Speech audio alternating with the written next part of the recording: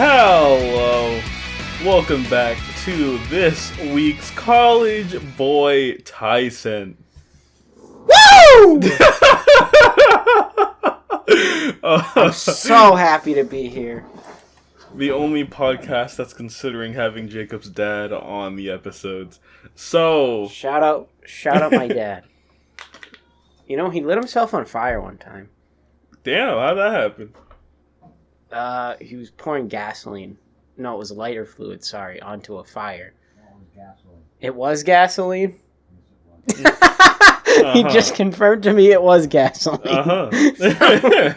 He poured it onto the fire and it caught his sleeve on fire. See, ladies and gentlemen, that's what happened when you don't stop cooking. You gotta stop cooking eventually, you know? There has to be a cutoff.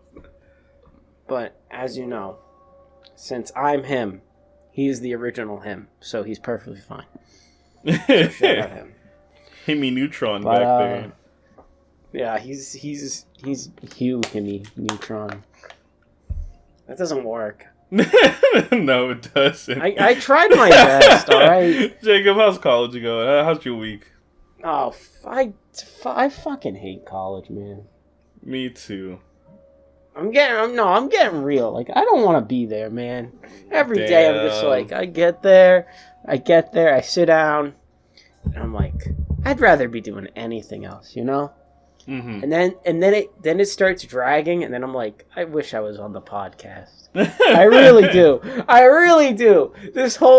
said it last week. I'm gonna say it again. Fuck it. I just look forward to the podcast, man. It's before the weekend. It's the one bright spot in my week. You know, I don't know if you feel that strongly about it, but I enjoy coming here. I definitely enjoy this too. It's very fun. I get to shit talk with my boy, my bestie. We get to watch stuff that we end up don't really talking about. Yeah. We get to talk about television. We get the bullshit here and there. And we get to talk about the news. Which, not really that much, aside from...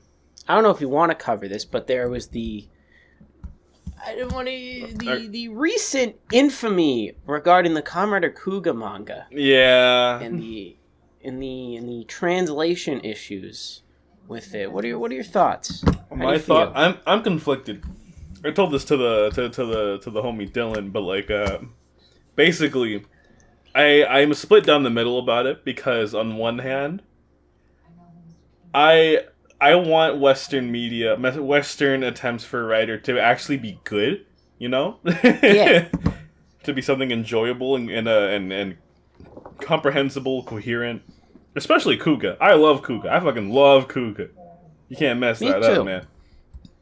But on the other hand, seeing the 0-1 comic writer basically admit seeing the 0-1 comic writer basically admit that he don't give a fuck about the level of quality of writer in the West is like the happiest thing for me.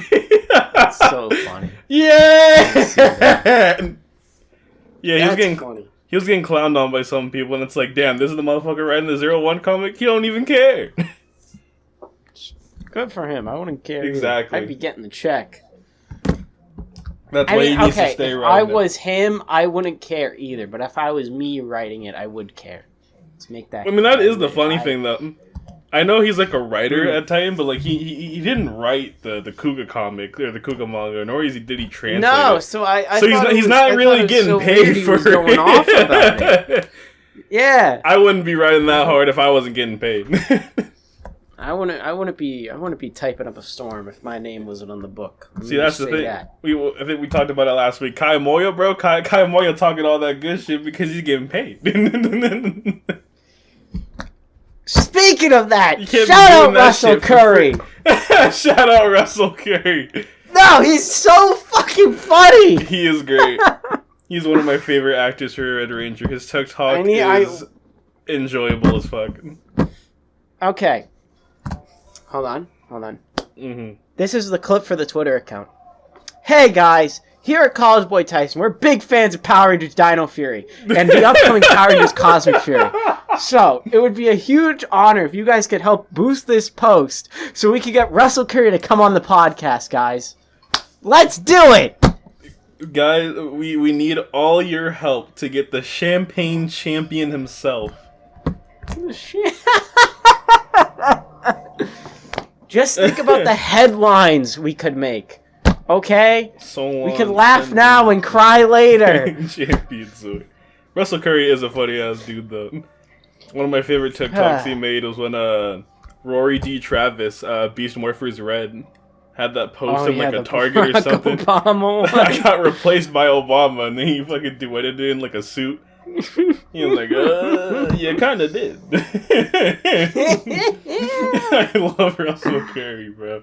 But, no, back on the Kuga manga thing. I saw, I don't feel that strongly about it. Like, you know, I'm not reading it personally, right? And, you know, I haven't bought it. I would like to buy it. I just haven't gone out, you know, and I haven't seen it anywhere. But I saw this post from Toku Chris, and I agree with him on this. The outpouring of, like, you know, the Kamen Rider fandom tends to dunk on people and, like, clown on them and, like, you know, dogpile a lot of people. But this was, like, a positive instance of it. Like, the Kamen Rider fandom actually led to change. Like, we're actually getting, you know, a fix for this. This is the first time bitching and whining has actually been valid. Hey, man. That's my brand, all right? No, don't worry. I will say, it just, like, the level of responses from Titan, even the one where they said that they would, like, change it, both of them have, like, a weird undertone to them, in my opinion. The first one was obviously pretty terrible. The first one was just, the like... second two from, the different people? Like, the other people working actually, no, I think so. Like... All like the first couple ones are just like they're good. And then the most recent one, we tried to emulate the style of the earlier manga translations. People looking at the tweet, like, why would you do that? And then how everyone else does it. And then the recent one was like, oh yeah, we were trying to match the current manga market out right now. It's just like, what? But all the current manga translations are actually good. I don't know. I just have no idea what they were talking about. I also, I forgot who said this. I forgot their but they made a bunch of, like, parody dubs of Power Rangers. For, like, when Cosmic Fury dropped the Q Ranger Speed and all Racer that. Flubber? Yeah. I love him. He's so Homie funny. made one tweet of just, 2023 needs to be the year that Toku fandom, like the Toku fans, need to stop accepting the mindset of just, you get what you get and you don't throw a fit. Because that's how we keep getting shit like this. And it's really sad to see that that's kind of a mentality a lot of people have in the fandom. Of just, I don't care the level of quality of the product. You're not a real fan unless you just shut up and accept it. It's very weird. See, personally, I'm a little bit like that, but not so much like, don't throw a fit about it. Like, I don't care what you feel about it. I like it because it's coming over here now. Like, you know, I know I didn't buy the manga, but, like, you know, I try to get the other stuff. You know, I get my Mill Creek DVDs. I get my Kuga Blu-ray. I'm out here. Mm-hmm. But in all seriousness, I do think. We'll say there is a difference between, like, complaining. I think there are some products that don't warrant complaint. I do think like the Kuga. I love my Kuga, my Kugan Bluga, right? Like, I hold it near and dear to my heart. But, like, when it's stuff, God, no, really, it's just a bunch of other tweets that summed it up better. Like, Kamen Rider in the West shouldn't be a gamble on whether or not it's actually going to be a cohesive product. I agree. It shouldn't be like, goddamn, what was that one panel that I saw? It was just like some dude and he was like, my place. Oh, yeah. Like, I also think, crazy. like, I really don't, I understand Toei, I understand, like, the whole Toei market wants every season to be considered its own series, but I do think it is a problem more with them than any. It's like it's a problem with them. They don't know how to do it. Like you look at Mill Creek. They got rights for literally everything up until Rube, which was the most modern season at the time. And that's. I mean, look at that. They're already almost done the catalog, but I mean, still like. The shit came out. It sold well enough for it to continue, That's because Super Ride needs that money, bro. Oh my god, they are. They're in tough times. For context, there is a CBT listeners. There was a we are really like peddling the line of waiting to get to the topics of the episode, but we're kind of intertwining them, so it's fine. Or do we want to save this for the Decker portion? It'll be a check to see how many people listen. Stay tuned to learn what Jacob will talk about it. After these messages. This is where we pause for the ad break. Ready? Exactly. But yeah, God. We're back. We're back. There's something... CBT. There's something. No, okay. I was trying to remember a thing someone said, but Dylan had an amazing line in one of his Ghially's Twitch clips, where he talked about this Kuga thing, and I think it really does put into perspective, maybe a bit comedically, of just like in a fandom that is kind of built off the back of translations. It's a bit insulting to just throw this shit at us. Especially when we have groups like all over the fandom that are either run by either one person in their basement or a whole team of people that are not paid at all. And then the people that are paid just give us this. It's crazy how much money they could... I don't want to say they do it for the cheap, but like it's crazy how much money they could... Not like save, but like they could just pay the fucking fan subbers to do it. They really could. I know that happened with Shout Factory and the Kuga Blu-ray. They got some of the people who did Kuga subs to help out a little bit, or maybe they informed them. But still, that is an incredibly good point from Dylan. Oh my god, that is really smart. Yeah. Shout out Dylan. Get on the podcast. Actually, no, I got proof again that Dylan listens to these. He texted me today telling me he was listening to the new episode. What? The last one.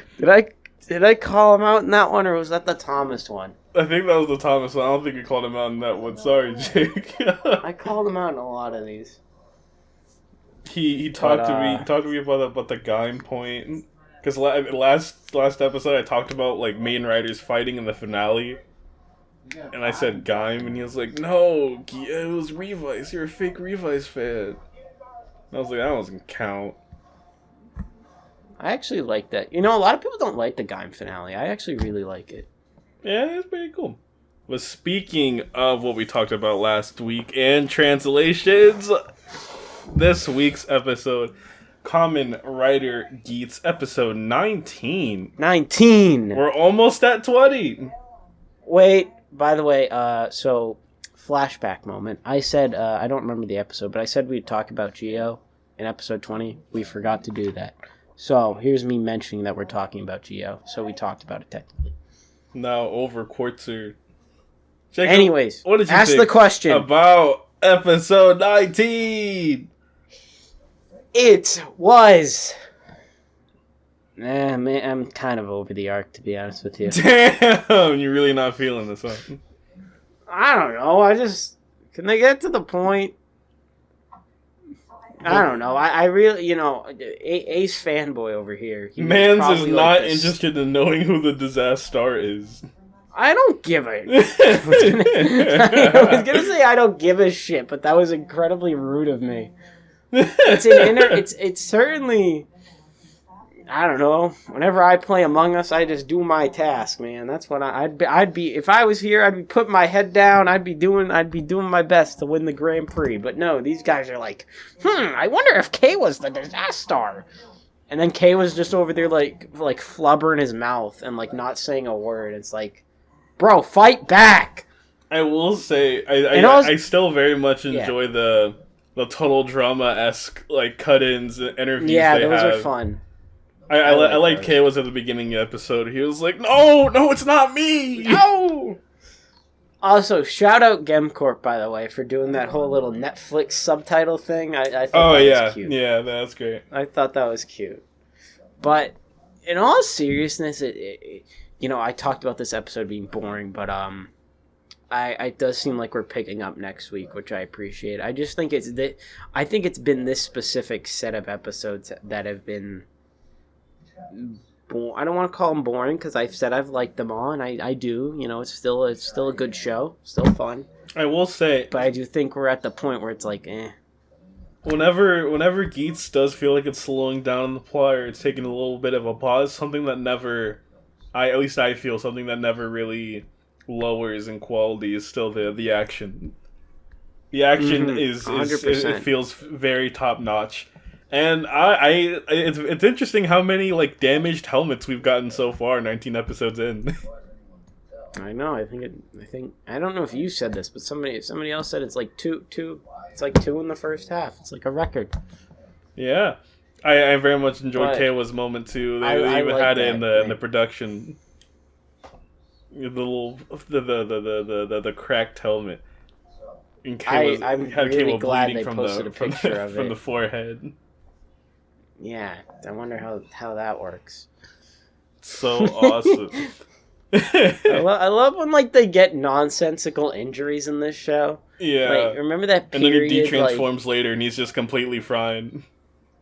I don't know if you remember this, but there's like a period in like, I don't know, I want to say maybe from Gaim to maybe like Zyuohger or Q Ranger in like both shows, that there was this set of bandages that the main hero would wear after they got bodied. It was like literally everyone would wear the same set of bandages. It was so funny. It was like, oh yeah, it was like a full torso like bandage. It was so funny. And they'd have like one going over one shoulder. Oh, I know exactly what you're talking about now. I know exactly.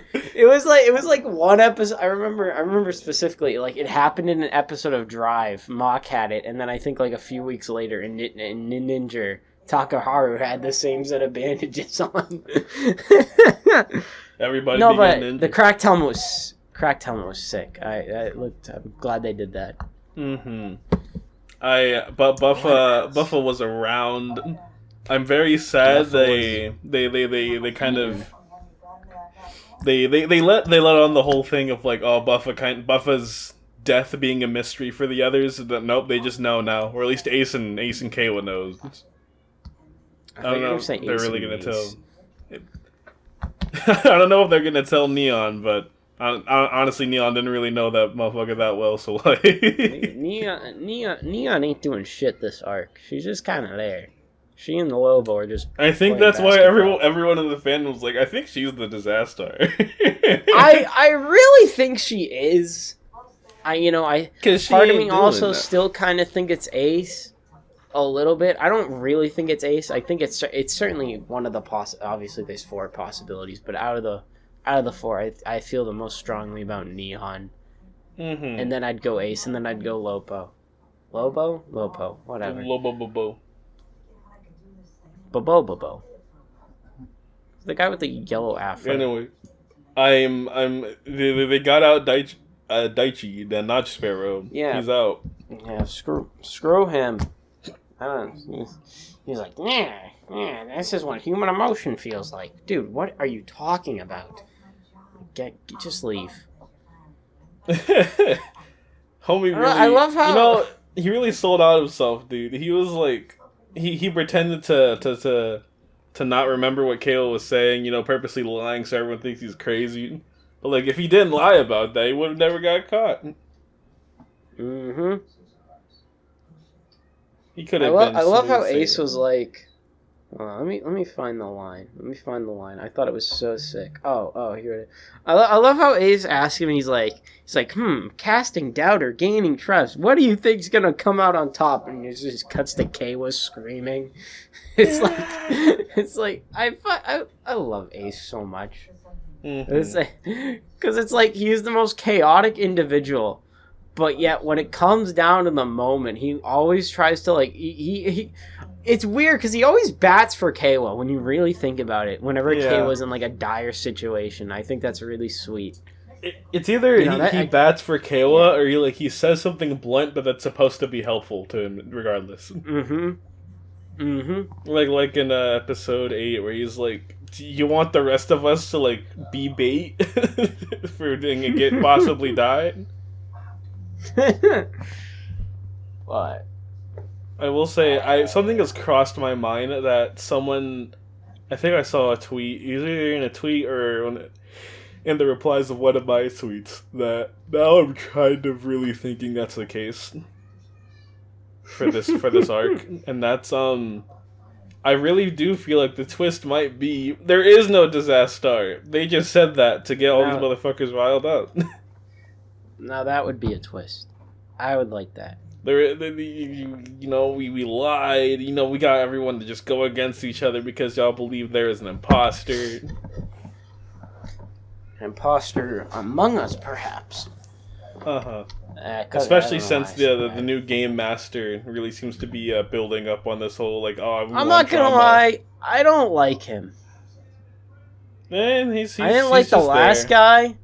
He's just there. I assume he's gonna become a writer eventually, and so he's gonna be like, I don't know, Blair 2. I sure wonder if we have seen some sort of new writer, perhaps. Oh yeah, I completely forgot there's like a Blair recolor. I can't wait. I'm stealing my own tweet. But them repainting a premium Bandai rider before the belt has come out is crazy. I hope he uses at least the same belt so but people can just imagine the colors when they transform. Please don't make a new repaint belt. Or at least add in another card. Yeah, like a new card. I'd like that. I'd like that a lot. Different ID cards. Not that I'm buying it, but I do like that. I do like that idea a lot. I think it'd be unique. Not a repaint of a premium Bandai thing that hasn't even come out, but a belt that's also not even show accurate.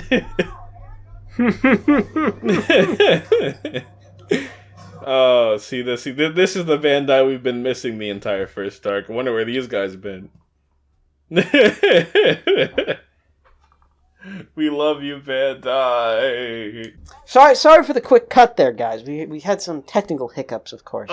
But I just wanted to give a shout out to all the people who listen, and I know who listen. Will, Aki, Chris, obviously. Yeah. I don't. Who else? Do you know anyone else who listens? Recently, I was talking in this little server I'm in, and lo and behold, Hercules. Really? Hercules was talking all about how he was listening to the podcast this morning. He was telling me about how he was watching the new one about Geats and whatnot. He even told me that he stopped right before a certain part because we talked about the Hyperzector, and he's not there yet in Kabuto. So he listens to these. He very much listens to these. So what you're telling me is that he's heard me say, I want to be in that server, right? But he hasn't. Interesting, Dylan. He's also heard us bother him to get on the show. I like how we call it the show because it is a show. But Dylan, if you don't get on the podcast, we're gonna have some problems. Okay? So in my home, right? I have a little glass box. It's like a like the fire extinguisher things. It's like in one of those, right? So in that box, right? I have this thing. In that box, there's a little piece of paper, and it said, well, obviously on the box it says in case of emergency, break glass, right? So in the box, in that piece of paper, it says it's a note to myself, and it says, "Hate build," and I put that note in there to say that I'm over that. I'm over that side of myself, right? But Dylan, I know how much you love that rabbit tank bastard. So here's my threat: if you don't get on the podcast within the next 3 episodes, I'm going to break open the glass box, and I'm going to drop a build hater video. Okay? Oh, damn, you said a video. Yeah, I'm gonna break out. I'm gonna sit at my stupid little desk with my whiteboard, and I'm gonna talk about the show, Hawk. So negatively, and it's gonna be ruthless, and I'm gonna be, what's the word? I'm trying to think. Ignorant. I'm gonna be ignorant. I'm not gonna say any of its positives, Hawk. Okay? The new Game Master. Game Master repaint. Yeah, but like I don't know. I don't have any reason to really care about him because like all he really is right now is just ratings, betrayal, drama. Yeah, ratings. Sumeri. I do feel sad. It kind of feels like Sumeri's taken a lesser role this arc. I was actually like gonna make a joke about how like, oh, I don't like the Game Master because he took Sumeri's screen time. Yeah, Sumeri. Now that you say it, I think it's true. Last Game Master, she had this whole personality about fairness and whatnot. But like now she's perfectly just like, I'm fine with everything. Like I guess there's nothing to really have a problem with. But like I don't know, she showcased some personality last arc. And like there was the whole. And plus, shouldn't sister. Shouldn't the little sister wish still be true? Yeah, they've really, since like doing the whole, you guys can't leave the lounge. I feel like they've really, I don't want to say stunted. Yeah, maybe that's the word. Do you get what I'm trying to say? No, because like in the first arc, a lot of the great like character banter and like character moments really did come from like them being in the outside world, from their home lives, being with their families. But now it's like, hey guys, it was interesting to see Kayla's sister in their little apartment, or the soba shop, or Neon's like home life. We haven't seen the guys. We haven't seen the boys. I haven't seen the lads in a minute. Please tell me they're still in the show. Part of me, I know there's, I don't, this probably isn't true, but this is my speculative thing. I wonder, because I know there's like a spike of COVID going around. Maybe they're trying to limit. Like I know it's spiking in Japan. I know like a lot of animes are like either on hiatus or delayed now, like the Nier anime. So maybe they did that to limit contact or something. Isolating like the whole main cast or something. I sort of doubt it, but I'm curious if maybe that was a factor. Because you brought up not seeing Ben and who was it, John? Ben and John, yeah. You bring them up, and I'm like, you're right. We haven't seen them in a minute, but they're also like bringing like a 15-year-old girl next week to be in the main cast. So I mean, maybe that's just not true. Takahashi's doing everything again. We have the new Nico. It's okay. We did it. Oh my god! Wait, she is Nico. The new ride player Nico, and she's attached to Taiga too. No, we did it, Takahashi. Speaking of which, I guess we gotta talk. I want to talk about the thing. I felt like a smarty head. I felt like an absolute media analyst and brain blast. Yeah, I thought I was an absolute media analyst man, but apparently like 50 other people also had the same thought. So I'm not special. It was the whole thing. What was the thought? I think it feels funny coming like from Takahashi's season of all writers. It could be, but like the whole, it feels like he's trying to tell us something, as the viewers, as a community. This episode, at the very least.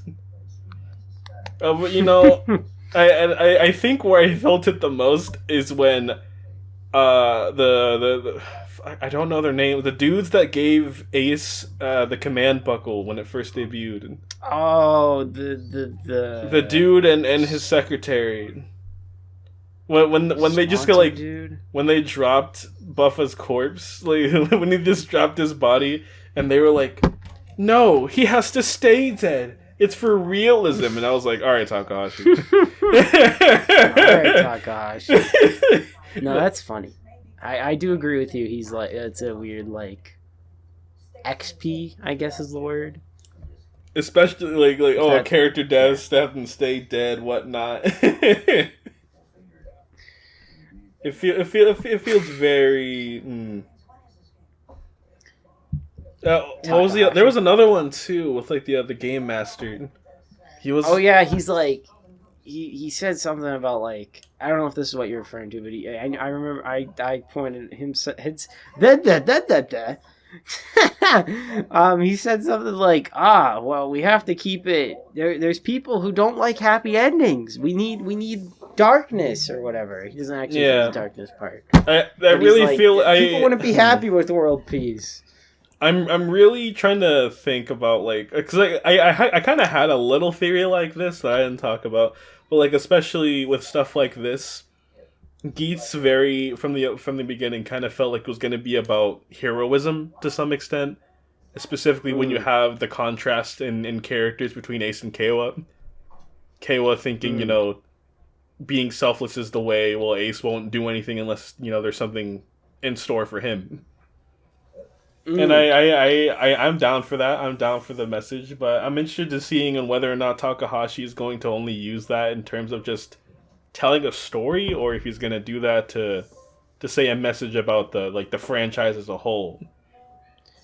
To segue into our news section, where we post on Twitter, what are your thoughts on the latest episode? I believe, if I'm reading this correctly, we have a reply from a Mr. I don't want to say Mr. That's a person. How about that? There you go.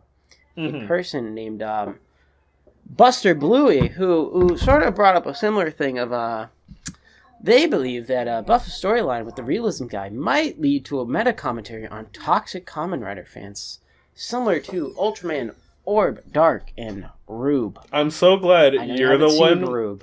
Damn it, never mind. I was about to say, I'm so glad you're the one that brought that up, because I know you've seen more Ultraman than me, but then you just said you haven't seen it. So for Ghia and the viewers who don't watch Ultraman, Peter, anyways, Ultraman Orb Dark, he is, well, actually, I think Peter's seen Rube. Anyways, so Ultraman Orb Dark, he's basically this guy, his name's Aizen. Haha.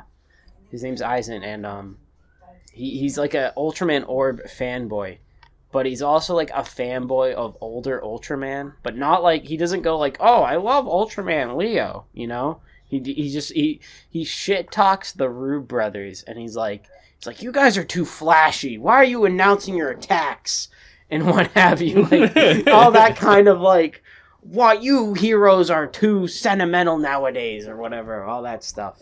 So it's a loose summarization. But you get the gist of what I'm saying. Where I'm gonna start laughing is if like one of the game master people just goes to Buffa and says, "God, people like you never stay dead. This is why the Grand Prix sucks now." I liked it better when everyone died and there was no last minute upgrades. I liked when people had to earn their power-ups. Oh my, if that's the whole thing with Ace, because he just bullshits upgrades, that would be so funny. Technically speaking, they do earn them because they complete the mission, so... Actually... Except Keiwa. Keiwa's was bullshit. I will say, I don't know if I could really call it a retcon, I guess it's more so just a reveal. Do you like that the Frogman gave him all the boosts? I kind of think it's a little cheap. It's fine, because I think like when we first knew about the sponsors and we learned about the frog. By the way, I don't know if he's actually a frog or he actually is what Kay was said and it's just a speaker. But what was I saying? No, I think since we knew about the sponsors, I think a lot of people, I'm not saying myself, but it was sort of like a kind of in my opinion, of like, oh, the frog gave him it, I don't know. But I do think it is kind of... It feels weird because I was always going with like what those production notes said of like the writer, like the accessories gave them as like a boost in some sort of way, and Keiwa's leg band was all like giving him good luck. I liked it more. I liked it more just assuming all the boosts are just good luck rather than just some dude. Yeah, kind of to piggyback off that a little bit. It's weird to me that they sort of, now explain all that, because it's weird. I'm bringing this up because, like, you remember the episode? I don't know what it was. It was the one where Ace comes back into the game after Buffa dies. I forget what it was. I should remember. It was like 3 or 4 episodes ago. But beside the point, there's the thing of, the new, like, I don't even know what he's called, the production dude. You know what I'm talking about? He's got the tweed suit on. He gives Ace a new command buckle, and I'm like, or he gave it to him when he first got it. That's what it was. I think. I don't remember. Whatever. Not the point. My point is that it's weird that it's like, it seemed like then he was the item distribution guy, but now it's like all the sponsors can do that. Right. So I don't know. I think that's a little... I don't know if that's probably a wrong interpretation. Like, he's the production guy. He can do what he wants. I guess that's how you can explain it.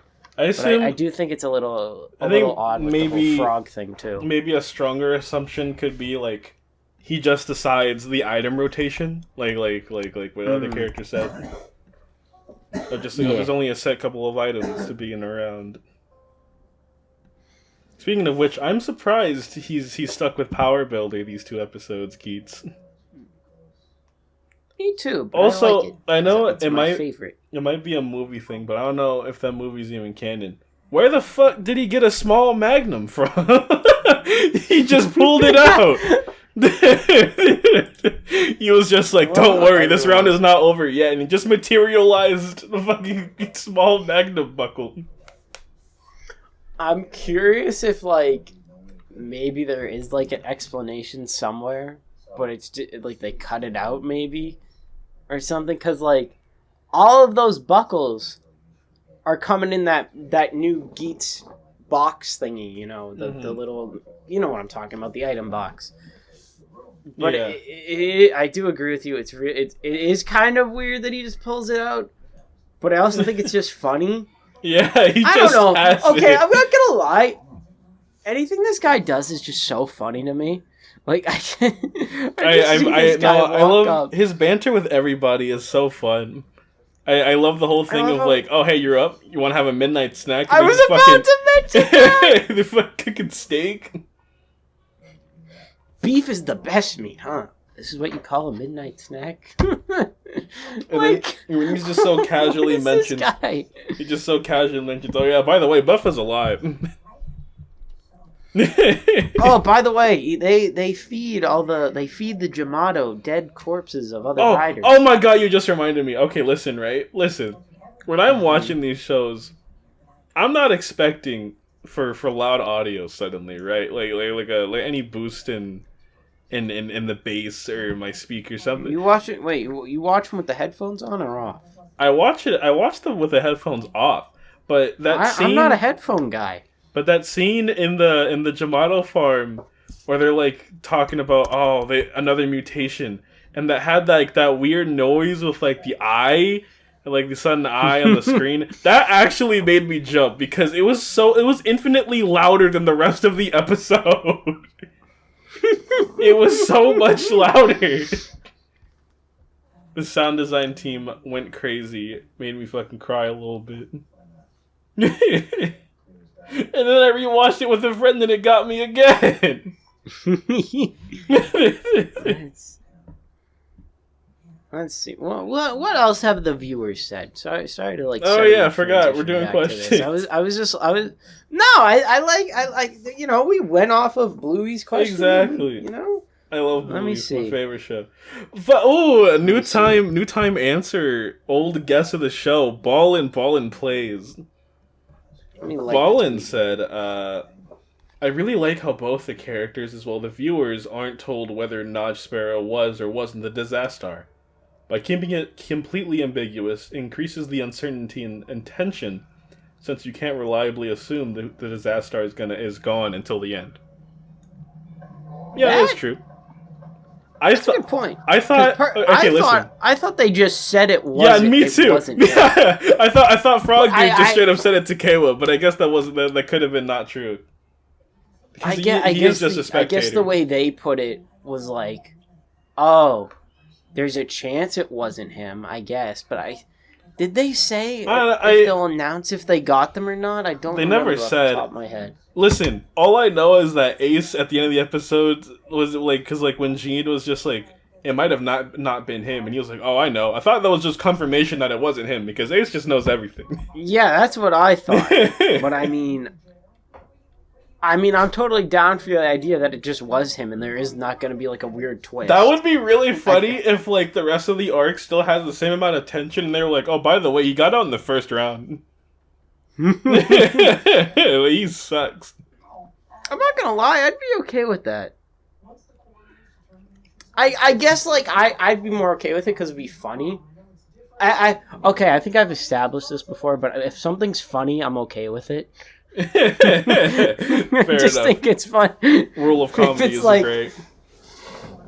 It's like, oh, the guy who was the bad guy got out in the first round. Okay, that's a little dumb, but it's also funny, so we're good. But they're playing. They're playing Among Us with confirmed ejections off. He was ejected. He was ejected. What up? Media guys. Long time. Wait. Did our usual guy fucking reply this week? Who? Chris? Chris, did he reply? No.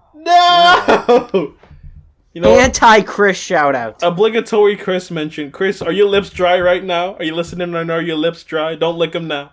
Chris, are you sneezing? We're talking about it.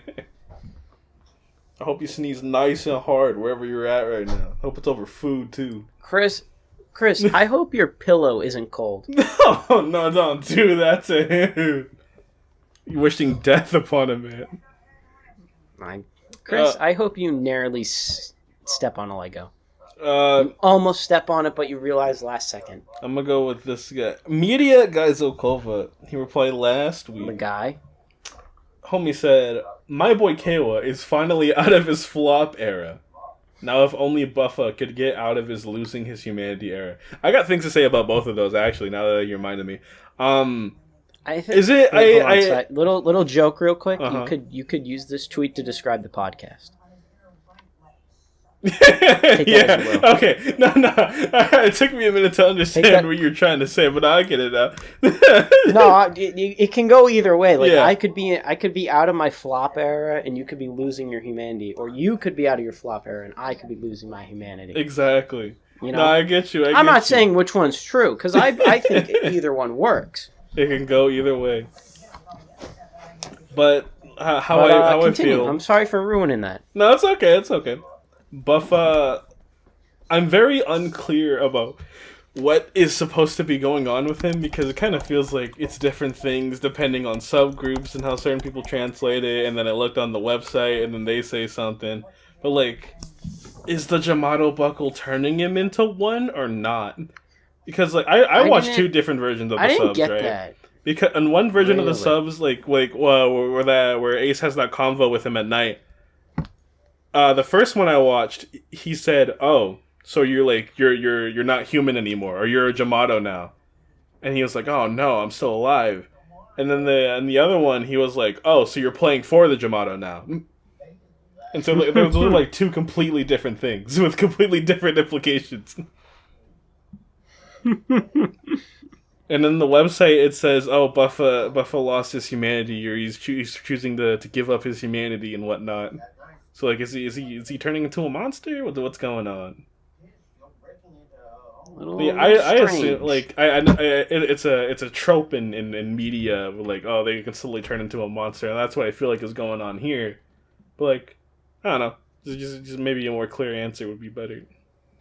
I would like a more clear answer because it's not like, I guess you could say the Yamato buckle turns the Yamato into Yamato technically because it's a Yamato rider. That was a lot of Yamatos, but you get what I'm trying to say, like doubles their Yamato or whatever. But I would also like some clarification because I was sort of wondering that because I believe it is like you said, like he does the whatever his fucking name is, the producer or whatever, like says, oh, he's turning into a Yamato, and then his eyes shoot open and it's like, oh, is he or isn't he? Yeah.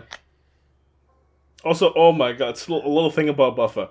I laughed my ass off in the middle of the episode where, like, Daichi had his little interview. He's like, oh, K was easy picking, and I'm just gonna take him out. And then it fades to black to indicate that his interview is over. And then it hard cuts to Buffa just crashing into fucking boxes in the alleyway, and the sound effect is really loud. I was laughing my ass off. I was confused if he fought the producer guy and his girl. I almost called it his girl. I almost called his her girlfriend. I almost said it was his girlfriend. I don't know why, but you know, him and his assistant or whatever. I thought I was the implication he fought them, or was it just Buffalo was tumbling around for some reason? Yeah. Now about the other half of the comment, the My Boy K was finally out his flop era. I have to bring up what I've seen in a couple tweets here and there. Since apparently it might be Kayla a thing in the winter movie too about Kayla. Oh. This whole thing about him possibly having a dark side or some shit.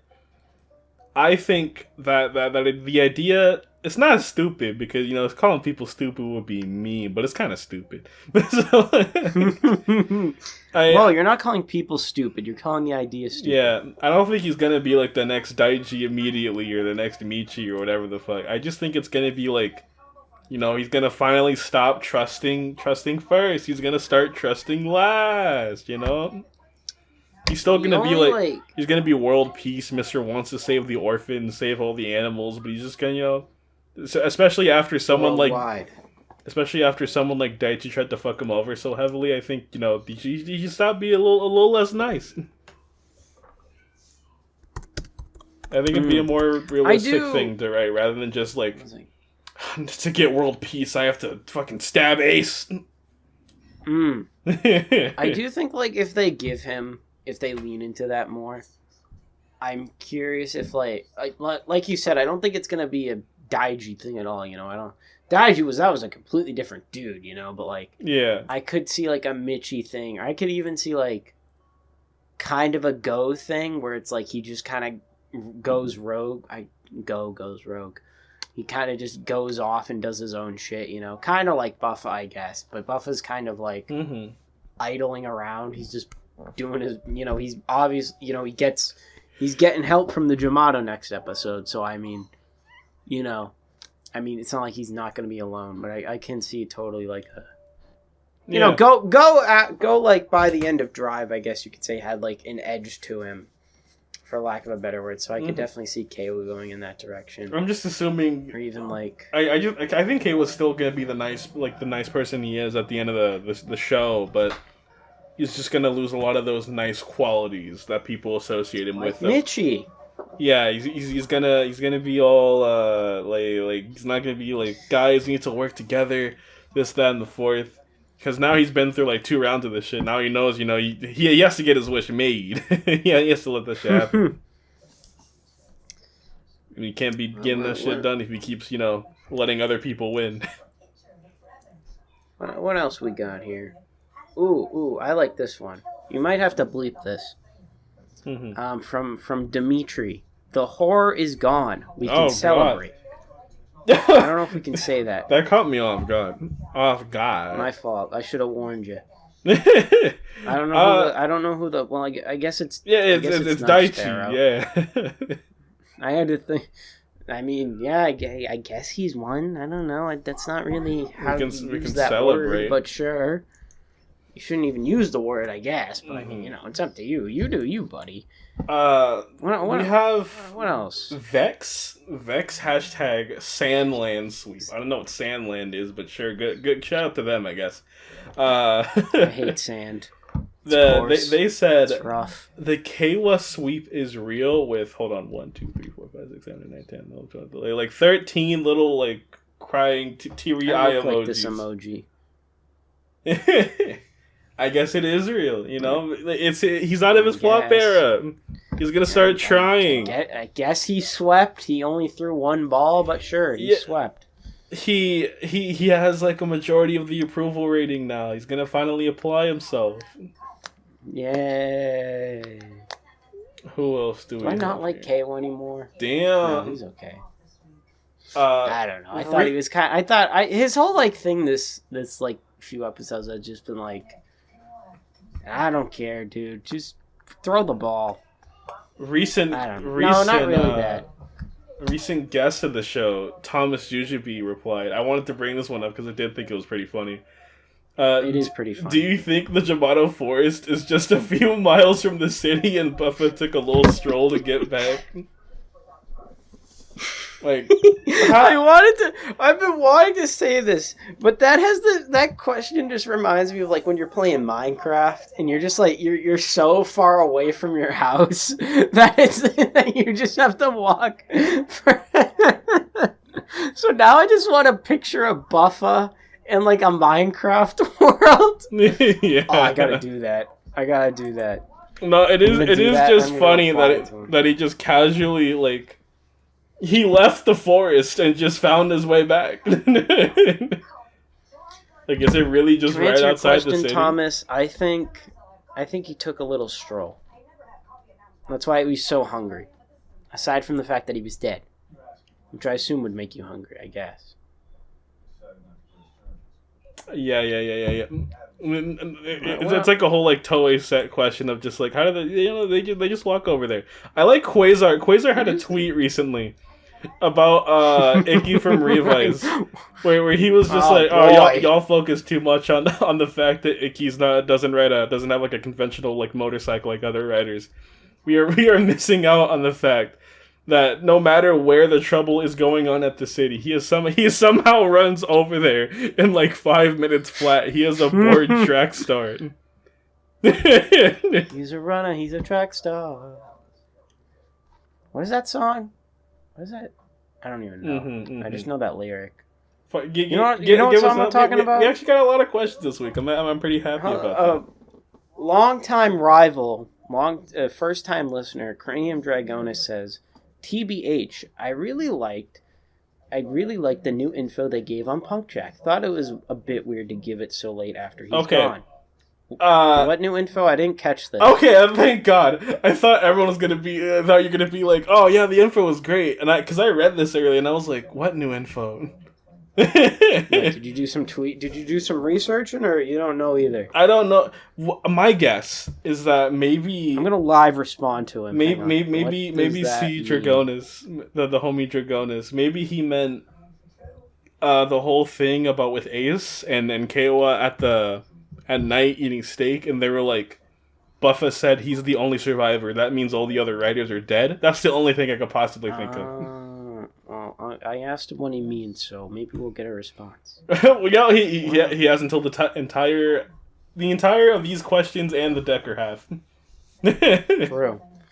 Well, what else we got here? We got Luna. I guess it'd be Froge. Froge art. Luna Froge. Frog statue. Luna Froge. Maybe that's it. Luna Froge art says that the frog statue is the character of all time, and I need more of him. Yeah, he's funny. I couldn't agree more. Can you put him in the thumbnail? Isn't there a rumor of like there's gonna be a CG rider? A CG frog rider. Oh my god. Peter has been dying for this frog rider. And part of me wants it to be true, but a part of me also thinks it'd be funny if it wasn't true. It is funny that like prey on Peter's downfall. Because like the frog statue thing is like possibly remote controlled like a speaker. So would that be like would the dude be controlling the CG frog rider as like a video game like remotely?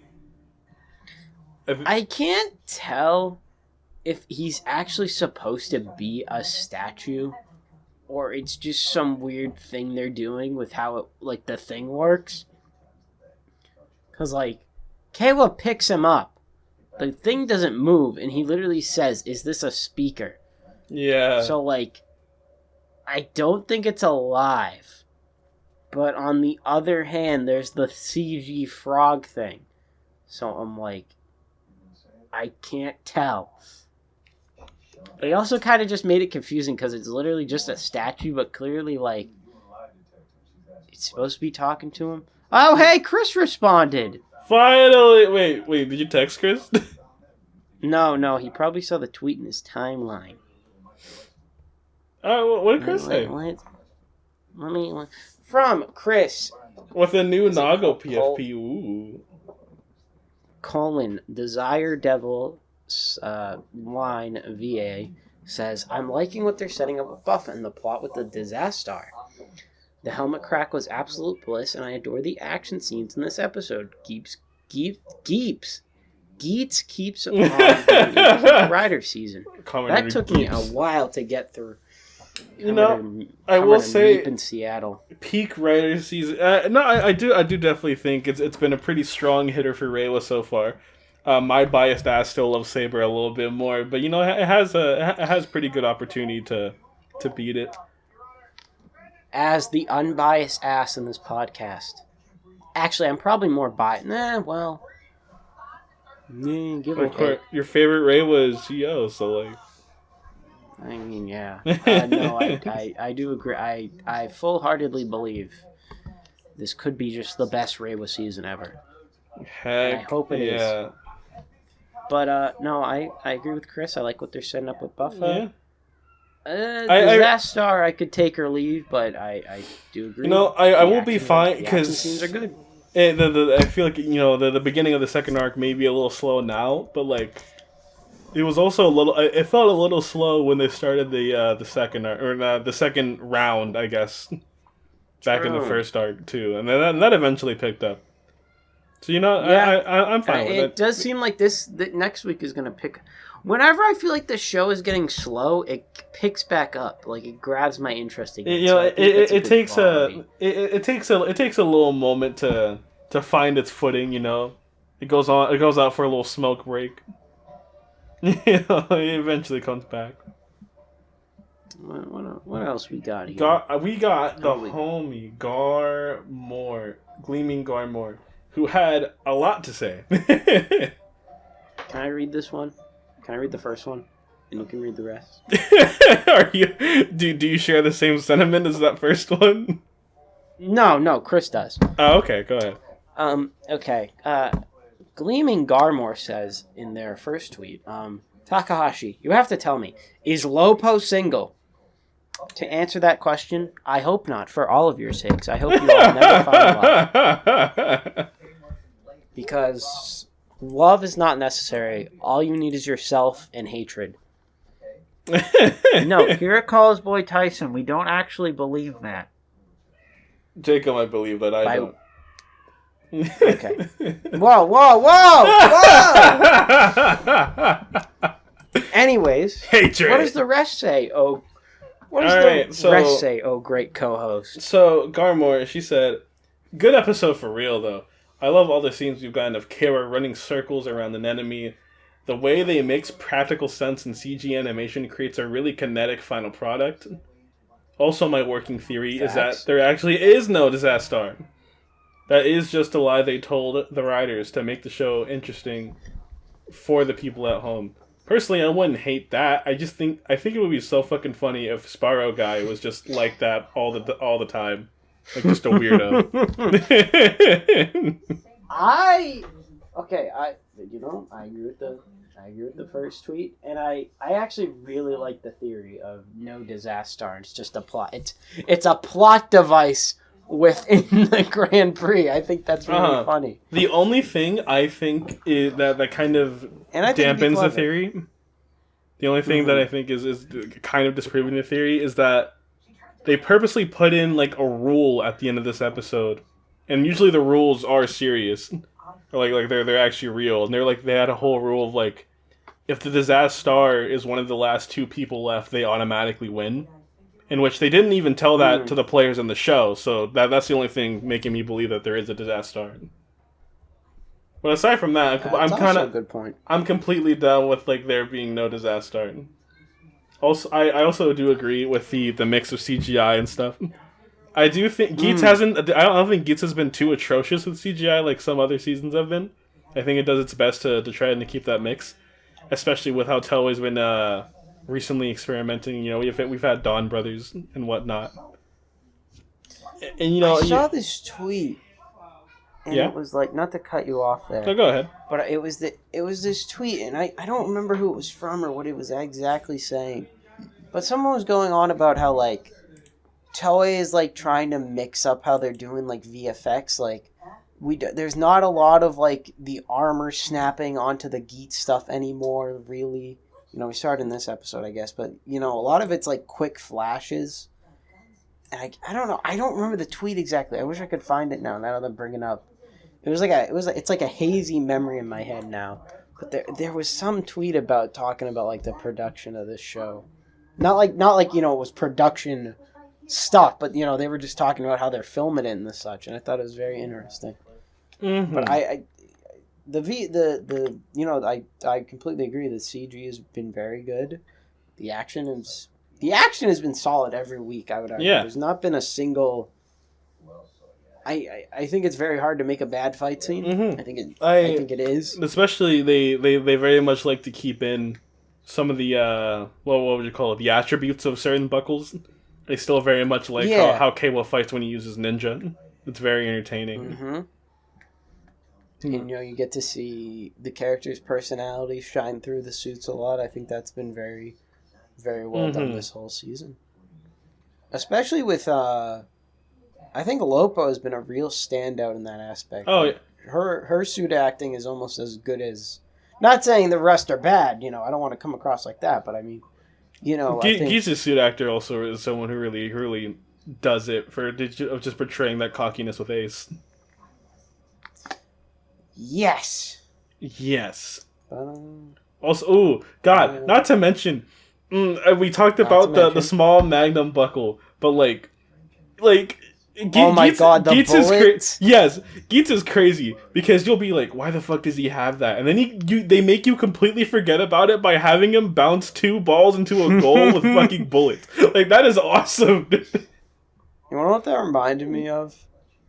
That scene in the James Gunn Suicide Squad. I don't know if you've seen it, but when Peacemaker and the smaller bullet goes through the bigger bullet. Yes, that's what that reminded me. That's what it reminded me of. I don't know why, but no, that was Ace is a trick shotter. Get him on Dude Perfect, low key. Get him on there. Oh no, but God, no, Geats. I think Geats. I don't know if I'd say an olive writer, but like in terms of Reiwa, I think it might have a couple of my favorite finishers, like already. It's had a lot of creative finishers here and there that I just like, wow. Kamen Rider has been pretty creative when it comes to its power sets, but even if it's just simple, it's just a man who has a gun and his ability is having a gun, but like it's cool. I think it's also because we really haven't gotten a gun rider in like. On one hand, they've never actually. There's never been a main rider whose focus was that he uses the gun and then he loves like being a projectile user. And it's also like the showmanship aspect of it too. I would say, and like. Mm-hmm. Haruto from Wizard kind of had this, they did the, the CG bullets every now and again in that show.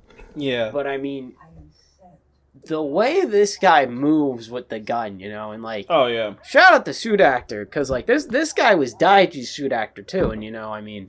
For doing Daiji, yeah. Massive respect. Having to do two different characters. Not that Daiji was bad. The fucking hand bit in the Well, that will always be my favorite. We know that will always be one of my favorite That was really good. I think you're right. I think it's a lot of the showmanship and then just like the Ace's need to be that entertainment guy and then wanting to portray that as he fights really is what boosts like some of the attacks and some of the finishers. Because I feel like if Ace didn't have like that personality that we know him so well for. Like, it just wouldn't hit the same. It really would not have hit the same. Like, I love his little Devil May Cry finisher in episode 11. where he uses the bike. Like, I love the Bullet Storm one with Fever, like, in the episode right after that. Even though he only used it on one guy, it was still pretty cool. In general, yeah. Keiwa, I love all the ninja finishers. Or just man, now I'm just thinking about all this cool stuff in this show. I love the one time in episode 6 where Buffa used his giant claw to drag a monster on the ground, like that one finisher in Ryuki. I loved when Buffa just used the gun as like a blunt weapon that one time when he had it. Yeah, I thought that was fun. Yeah, I like they make such a point. Rare moment where Ghia praises 01. In the arc 1 arc, fucking never mind. I hate this show. But never mind. Where they were like, leave Aizen alone. Where they were trying to like, is Aruto really doing this on his own, or is he really being controlled by the arc?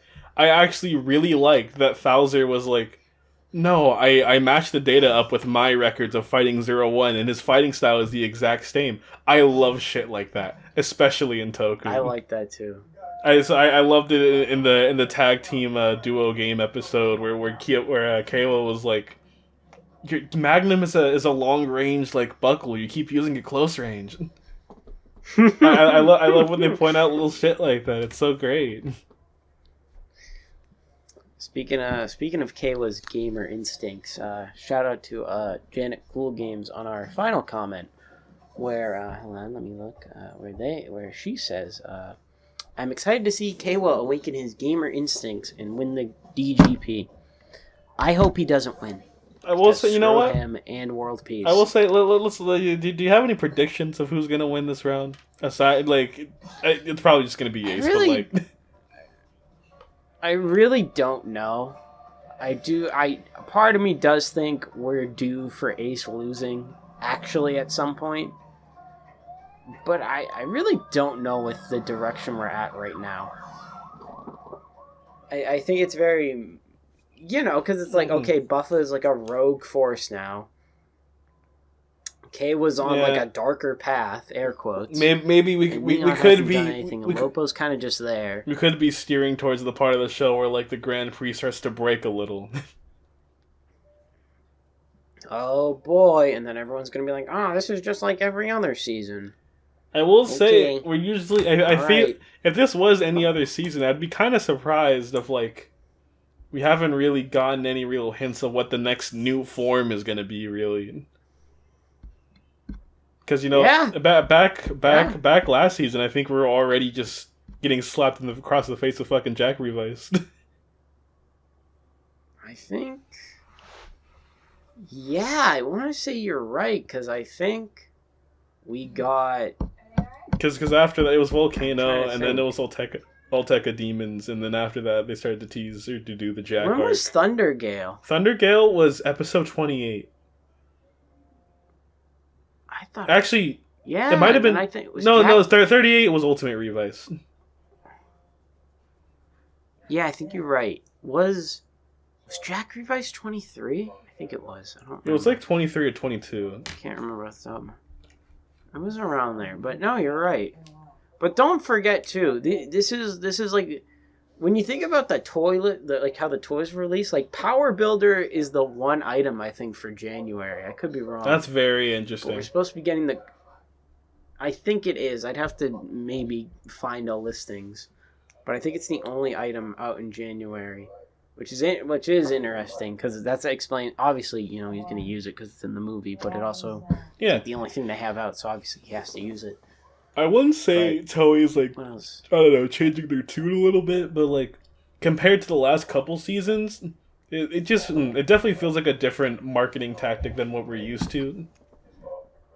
100%. I honestly, I hope this, like, I hope Geats actually does well. I hope the toys do well. I hope all of this does well, because if this kind of can set a precedent going forward of like, maybe you don't need to swamp everybody with a bunch of toys or have a bunch of shit out, or and that can translate to how the forms are treated in the show, like we've mentioned multiple times on the podcast.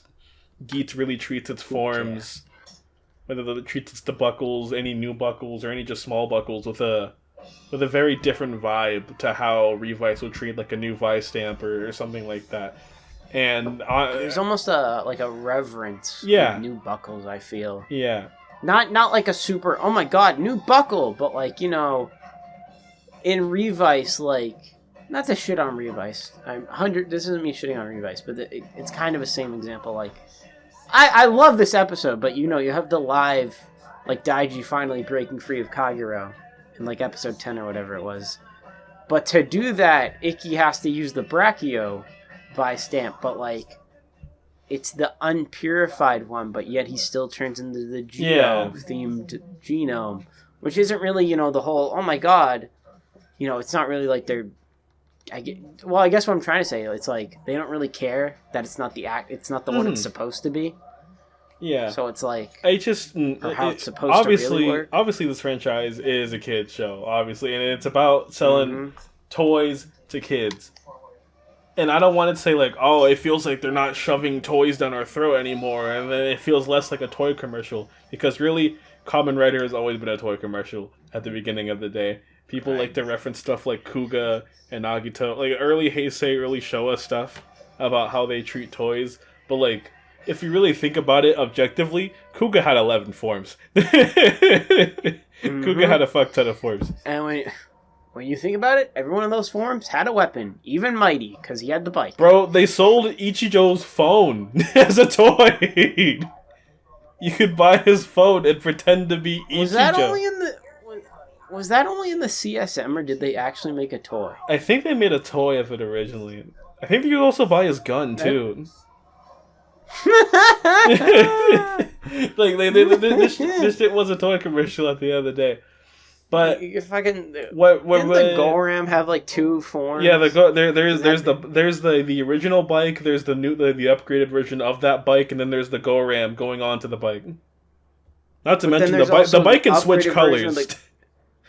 Doesn't the Goram upgrade too? Yes, you get the super version, like the rising form. Not to mention the bike without Goram could also change colors. Yep. So they could sell those too.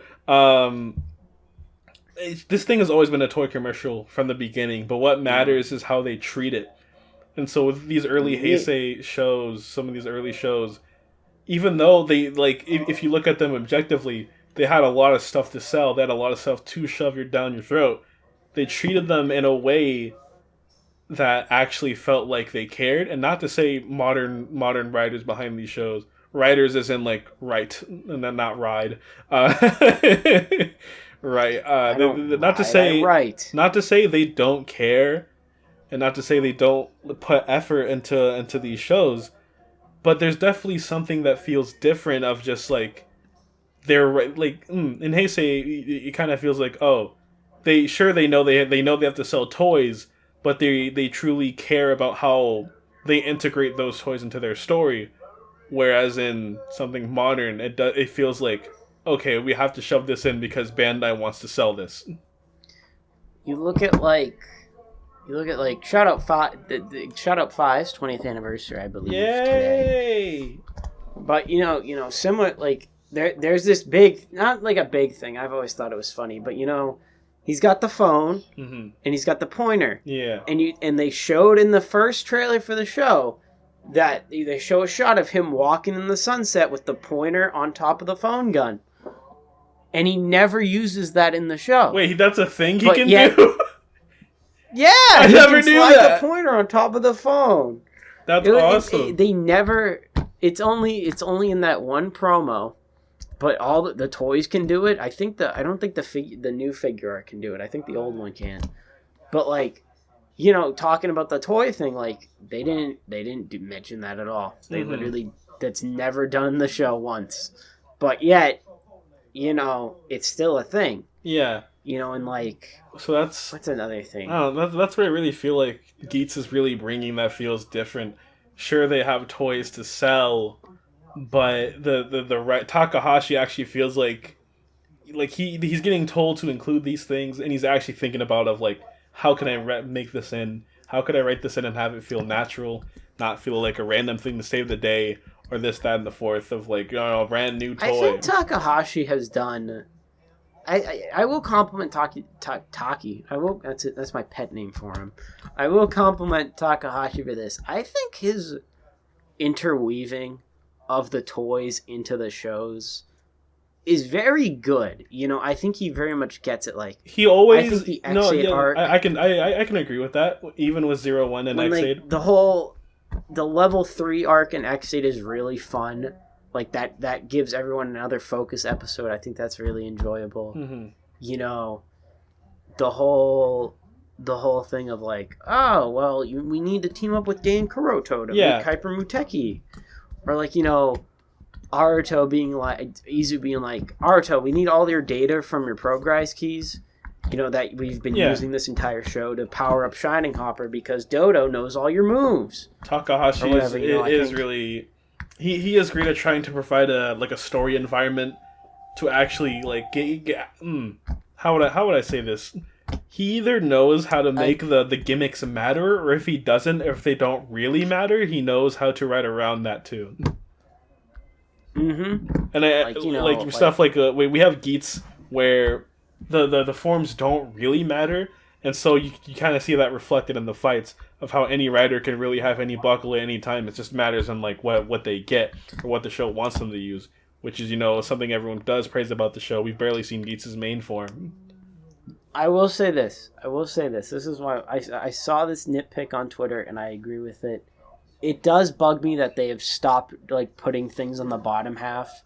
Like there was no reason why Lopo couldn't have put Ninja on the bottom half, you know, and used it as the legs or whatever. Mm-hmm. But I think I know somebody said that, and then I thought about it. I was like, yeah, you're kind of right. They sort of stopped doing that in this arc, at least. You know, we haven't seen it in a minute. And no, we started in the first bit of this arc with Boost and Power Builder, but I do think it's. You know, they're probably right because that reminds me of that one tweet of like in the episode where Buffa died. Where you had Zombie on the legs, someone pointed out they had tape on that shit. Like he had tape on his knees. they were really trying to keep that shit together. Maybe they don't want to break it anymore. God damn! Every person that makes Tokusatsu is broke. Maybe that's why we saw Fever once and then never again. That's crazy. They introduced Fever and then just kind of gone. Damn! Holy shit! My train of thought absolutely went off the rails. No, I was gonna say. I was gonna talk about X8 though, like just for real quick, because I do agree. I think X8 is really good at framing the gas shots in a good way where they don't feel like, oh, this is the thing that will save the day. Easily my favorite example. I really like the level 5. How it was like. Instead of it being like, oh, one of them gets to use it and then they save the day, eventually it did become that, but it only became that after they had this whole thing of like, it has to be a 4-player co-op game, they have to work together. Mm-hmm. And they could only then start to handle it on their own as an entire level 5 once, you know, all of them got stronger fucking gas shots. I really liked that when it was like, fuck, none of us can use this. Oh shit, here Snipe, it's your upgrade. Oh, here Brave, it's yours now. Like I really enjoyed that bit of X8 where everyone was kind of, I don't know, I always like that. Mm-hmm. That's like a core memory in a way. But speaking of tokusatsus that might be broke as hell. Speaking of core memories. Core memory. Okay. No. I don't know. I guess. I don't know. Geats was fine, but now it's time to ride on time. Oh, go! What the fuck are you riding? Decker, baby! Kagayake Ultraman Decker. Ride on time, go! Do you want to give your opinions first? Because I don't know what's gonna be our common ground here. Oh boy. Let's hold on. Let's set the stage for a second. Ultraman Decker, over, done with. It's gotta over. Wait for the movie. There's gonna be a Ultra Woman. No, it's still Ultraman. Oh, okay. Ultraman Dynas. Actually, it's just Dynas. That's really. I saw the whole tweet. Shout out to the homie Mako. But it was something from like Mako on the podcast. We really do. It was like a Bandai Mania thing of the D Flasher. I didn't know it had legacy sounds, and it had the one from the Ultra Woman from Rube, and it was like Grease! Ultra Woman Grease. That's really good. Said it like that. But, does that mean that's the canon localization? If you don't pronounce it like Greed, it's wrong. It's Greejo. Hell no, it's Greed now. They gotta go back and change the Gubs of Ultra Galaxy fight now. They're wrong. That's why dubs are bad. They're wrong. That's why we don't need dubs. That's why we don't need adaptations. Just got Asta from Black Clover over here voicing the Morpher. He's like, Ultra Woman Greed! Shut up, Asta. Kidding. Okay. But yeah, the show. I was going to talk about the voice of the thing for a second. Oh, go ahead. I'll talk about Asta. I was just going to say it's really grown on me, and it's rent-free in my head of Ultraman Decker! Ultraman Decker! Dynamic time! But in all seriousness, Ultraman Decker over, and yeah, I don't know. Finale aired I think a week ago. Movie's coming out. I will say that. I mean, I have a terrible way of watching these things. You binge them. Last episode, Laura. The last time you talked about this episode, Flashback. It was episode 11 or 10 for us. I think. I believe so. I literally watched like start to episode 17, everything I had to for the show, and I was like, yeah, I'm gonna keep up with it now. So by the time it comes around, I'll be ready to go. I woke up this morning, I'm like, shit, I still didn't watch it. I woke up at like 10 a.m. and I just watched the rest of the show. what a dedicated guy. And now that it's actually it's fresher in my mind, I have some thoughts. I will say this to start. I am very strong. No. Mm-hmm. Is that what he says? Is that what the Deno guy says? I don't remember. Haha. I am fairly strong. Things. Damn it. Got it wrong. Anyways, no. In all seriousness, I actually quite like Ultraman Decker. I do think there are some issues which I brought up in my little review thread. Follow me on Twitter @GuySulk. This man had a review thread. It wasn't a review thread. It was a thoughts thread. But there's not a lot to reiterate from the thoughts thread. I do have one point, but I'll save that if it comes up. But in all seriousness, I think it's a very good Ultraman show. But there are certainly issues I have. But it's weird because I haven't seen a lot of other people talk about the issues. I think I don't have a lot. I have like 3 things maybe. But all right. What do you got? Let me hear. Yeah, I've been curious. I saw the 6 out of 10. I was like, whoa! Listen. It's mid. I just think it's kind of... Whoa! I think it is not bad. It's not terrible. Okay. It's not even bad. I actually think it's fairly good in some places. I think it's in some scenes, in some episodes, it's really great. And it shines. It really does. But overall, flashes, maybe? Yes.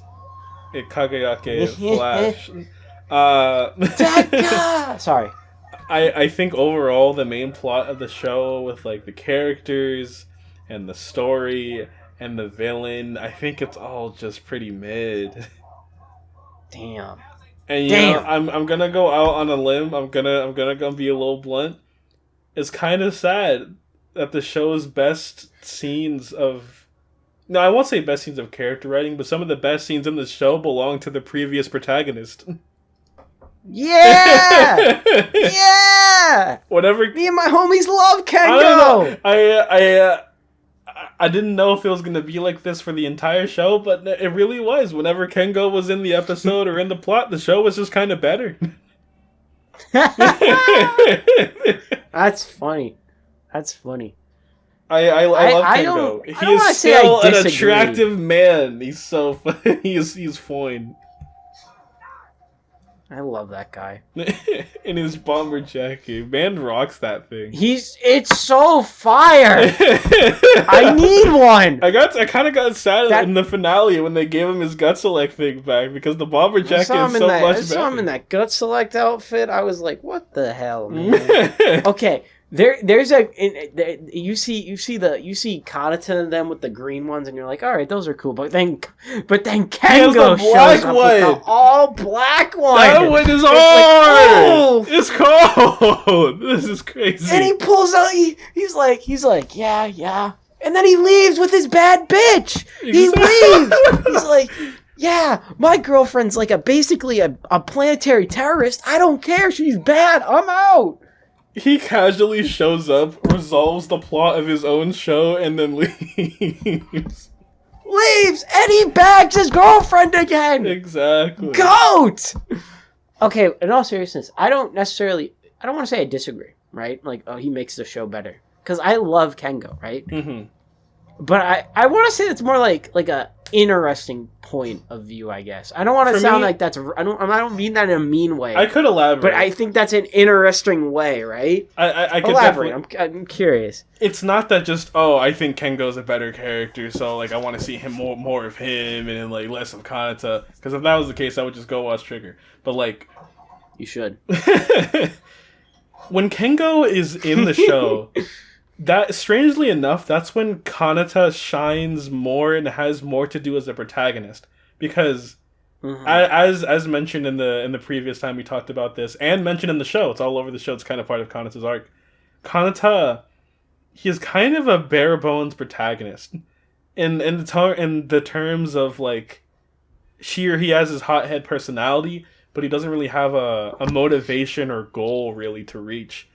And that kind of thing is what he's eventually starts searching for throughout the entire show. But the parts of that really actually come out, the person that actually put him on that path to find the goal in the first place was Kengo. And when Kengo comes back, like whenever Kengo is around Kanata, he constantly kind of, I wouldn't say pushes him, but he kind of just questions him just enough for Kanata to have more thinking to his character. And ultimately, it does deepen his personality, his character even more. And no other character in the show, not even really a Goms or the Future Decker, really pushed Kanata in that way. Mm-hmm. So I love when Ken goes around. He helps push on Kanata's character. Speaking of, not to like move on from that completely, but it's a good point. I think well said on that. Well said. But this is the thing I was sort of wanting to talk about. Like, this is my big thing with the show. What are your thoughts on Agams? Because I'm curious. I haven't really talked to other people about this guy. Be blunt. Be blunt. Because I've got some thoughts too on this. Okay. Like this. I saved this from the thread. Like I was gonna put this on the thread, but I was like, podcast. My raw thoughts on at the end of the show when everything was said and done. What? He's kind of a shit villain. Like I have. The show never gave me a reason to care. Like, at all. Yeah. And even when they gave him his backstory, like, okay, here's how I interpreted the backstory, because he was talking about it and all, like, the Earthlings. What it sounded like to me is that his planet fucked around and they found out. That's what happened. That's his bad. And it's somehow the Earthlings' fault. Like, no. Stop whining. I just want to say, before I really get into this, I actually completely understand why he's a villain now, because like his wife is so beautiful, like dead ass. Like I was like, all right, dude, I get it. I'm sorry, podcast listeners, but I'm gonna be 100% honest with you. That lady was beautiful. 100%. I get it. I get Lelia. Like, I'm on him. Melee, whatever her name was. But the point is, in all seriousness, he is such, like, okay, I'm going to be honest, I like the idea of him, right? And this is like a side tangent thing, but it's really fun to me that one of the leaks for this show, literally, like, this was leaked. Like, the main villain is a boy from the future. I remember reading that, and I was like, oh, okay. And I forgot about it. And then Agamus is revealed, and I'm like, oh, okay. And then I read the leak again, and I'm like, oh, that's what they meant. Yeah. So I think it's really funny that they predict that was an actual leak. But, I don't know, man. So here's the thing, right? Ultra, I know you've only seen like 2. Mm-hmm. But Ultra does this really weird thing where, like, they have a nice first half villain that's pretty good. Like, you know, the spheres aren't really they're overarching threat. But you could argue Agamus kind of takes center stage for the rest of the show after his big summon Terra Phaser, right? By the way, I love Terra Phaser. Honestly, big fan. Agams as a villain is being carried by his actor and the gun, the voice of the gun. He is being carried hard by both of those things. And his fucking the little thing he does with, like, what does he say? He's like Umi. You know, he says all the, like, the plants. And that shit is kind of like cool. That, I love that. I love that. Bro, that voice is so summon Terra Phaser. Summon Terra Phaser. It's so good. But no, Ultra does it. They do this weird thing, I feel, where they just kind of abandon their first half villain, and they go with, like, a new thing. Oh yeah, that's what you did. Rube does this to a T. You know, like, you have Orb Dark, and then, you know, they beat Orb Dark. Spoilers, I guess. You know, you can kind of assume, right? But you know, they beat Orb Dark, and then someone else shows up, and then the second villain is kind of just lame. Yeah. You know, I think, you know, G doesn't really. I know you've seen. I've seen G does that kind of to an extent, or like the author dude is the thing for the first half, and then they beat him up, so he kind of just runs away and is like a loser for the rest of the show. And then Belial's kind of like... Belial's weird. Kind of he is a very weird... And then, like, villain. he's in, like, a girl for, like, a couple episodes or whatever. He's just in space, and then he decides to be a girl and pretends to be in love with Fakeda K, and then he's like, actually, fuck you. I'm the main villain. Give me your sperm organ or whatever it was. I forget. You remember that? He, like... Yeah. He wanted his, like... I forget what it was. He wanted his liver. But... Put him in an ice bath. Bailey's just going around the universe just taking people's organs for no reason. Oh, a stomach. I don't got one of those. Let me see that. Yeah, but no, I understand what you mean.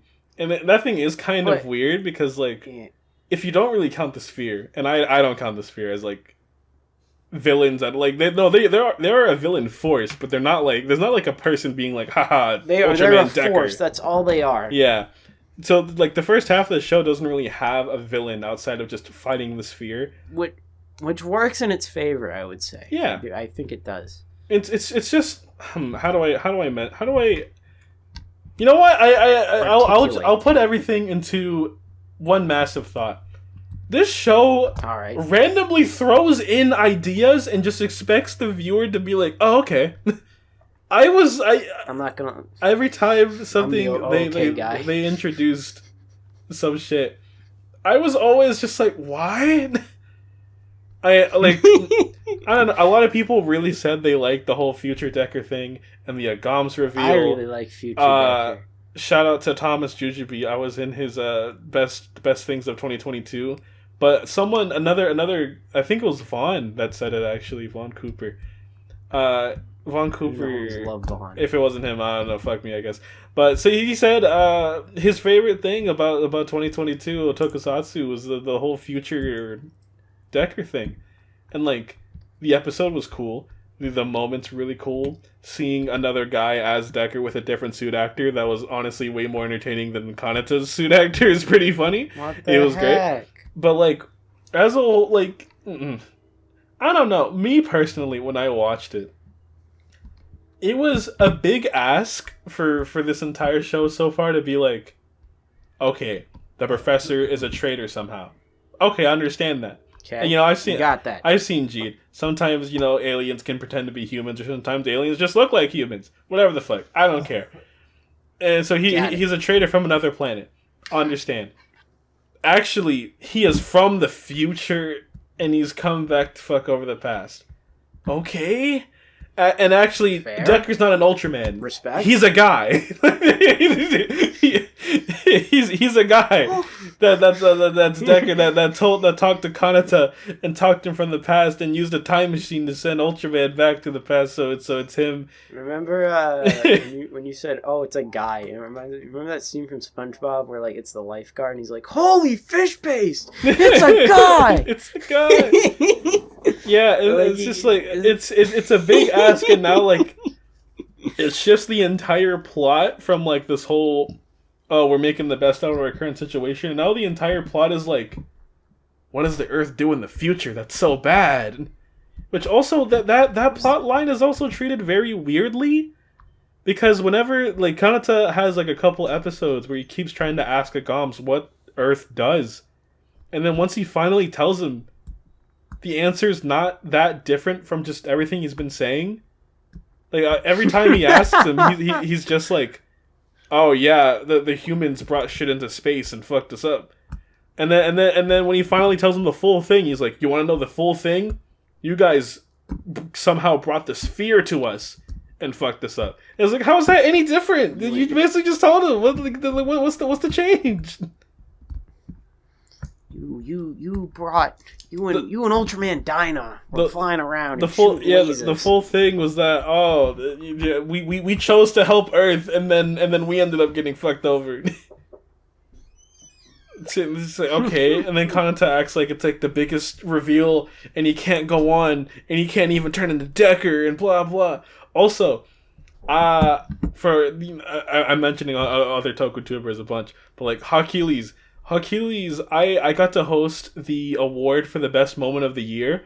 One of the nominees was Ultraman Dyna's return, and I assumed that was a Decker thing because I didn't know what happened because I wasn't watching. Yes. And so I assumed it was gonna be a big plot point, right? It was gonna be like, because first of all, I thought there was an entirely different continuity, like entirely, like, oh, there's no Dyna, there's no Tiga. Oh, don't get me. They're a reboot because they're new generations. They're reimaginings of these guys, so they shouldn't be in the same universe because there's no other Ultraman. I love that this is like the second Ultra shows you've watched. It's so funny. I'm not saying this for you, but it's so funny hearing you say all this, and I'm like, this is how it kind of goes. And then how it went, because I was expecting this big thing. How it went, Decker's like, no, humanity is fucks him over in the future, even though like fucking Agams told them that from the beginning, and whatever. But like. And then he's just like, how do I take down the monster? Ultraman Dyna appears out of fucking nowhere, beats up the monster, and then pieces out. Portal. There was a portal. He punches the guy, and then they recreate his morph. And what's weird is that like all the characters just act like it's kind of normal. Like he just shows up, and everyone's like, "Wait a minute, that's Ultraman Dyna." And I was like, "Am I supposed to know this is cool too?" Like. Where did he come from? And then the Gaunt's is like, Dyna, you won't stop me. And it's like, do you know this guy too? Why is he here? Then he goes big buff strong type. And then Decker fights him, and then he silently tells Decker with no voice that he needs to stop caring about the future, and then he pieces out. No, he does. Hey, no, he doesn't peace out. He does a thumbs up and he leaves. Get it right. That's his thing. He flies away. He's Ultraman Kuga. He flies away, and then he never comes back for the rest of the show. Hey, he came back in a flashback. Calm down. So it's just like, what was the point of his cameo?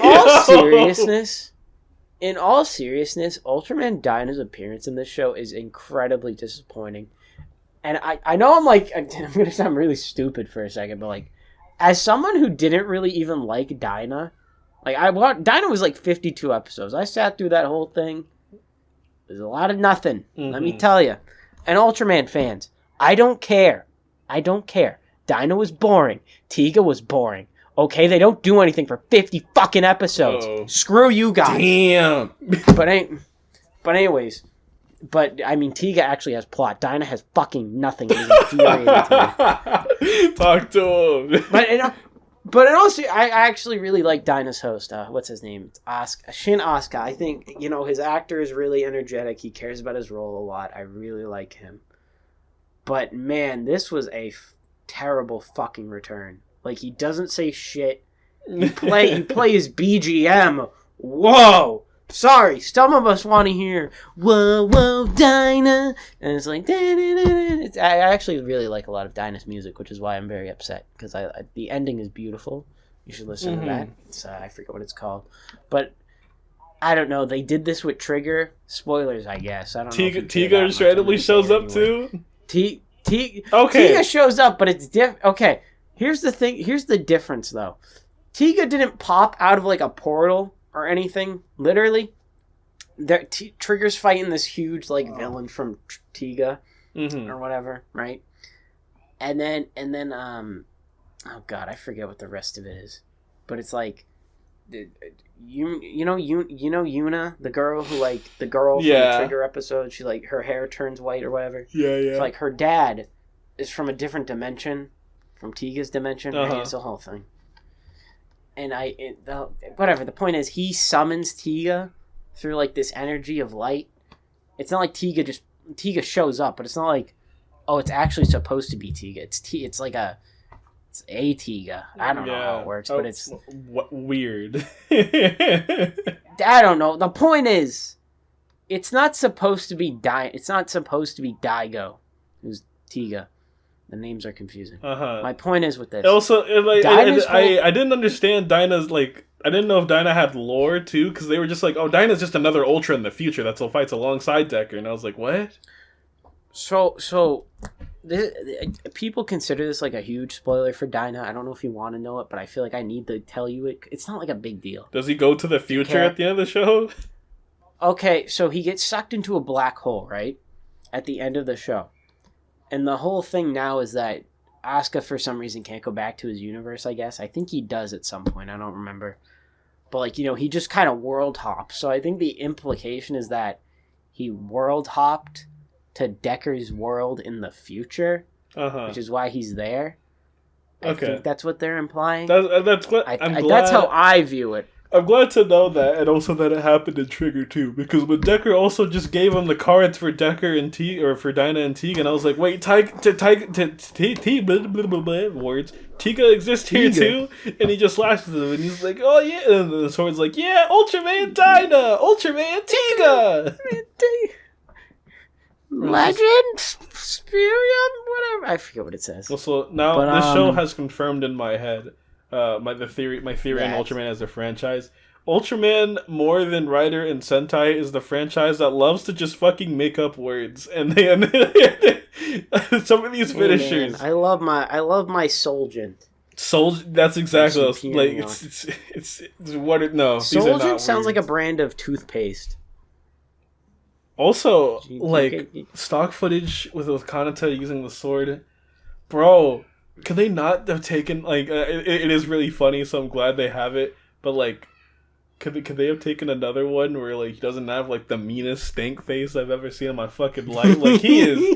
He's mean mugging. He's pissed. He has, like, the most cartoonish frown I've ever seen. It's so good. I will say, I want to talk about the positive for a second. The second half of this show has some really good fights, and I think it was. There's a lot of standout episodes. Like, I love the one.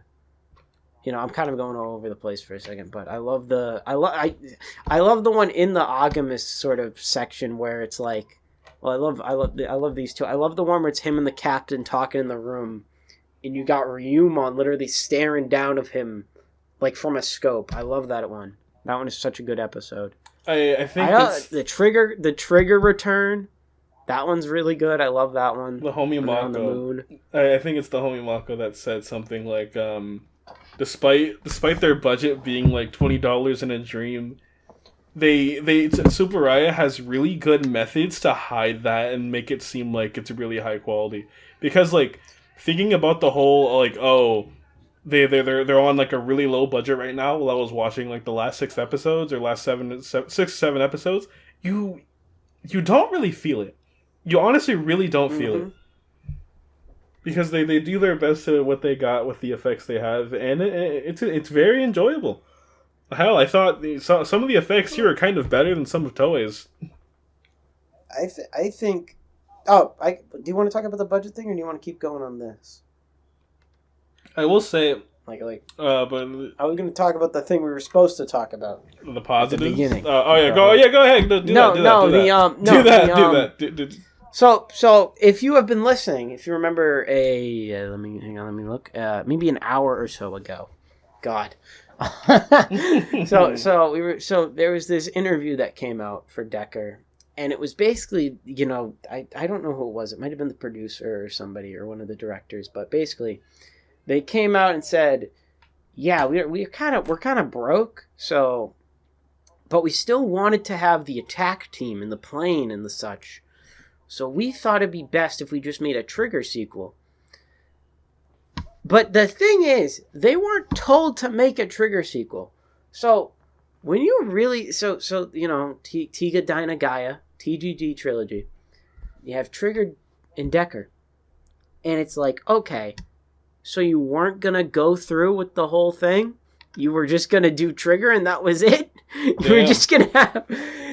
You're gonna have this weird blemish. Not blemish, I guess. I love Trigger. I didn't Trigger would have never had that little plot resolution with Kengo and his baddie, And he's like, what else is this? It's like, oh, whatever. The point is, they're fucking broke, which is very funny to me. Not funny. It's kind of sad too, but it's like, yeah, they are raking in the dough. I will say, like they're selling a lot in the nicest way possible. Them not having money, I kind of am happy about it. What do you mean by that? I have a talk like this with Aki and Mako every now and then. Shout out homie Aki, fucking homie Will, podcast dog, blah blah blah, all that shit.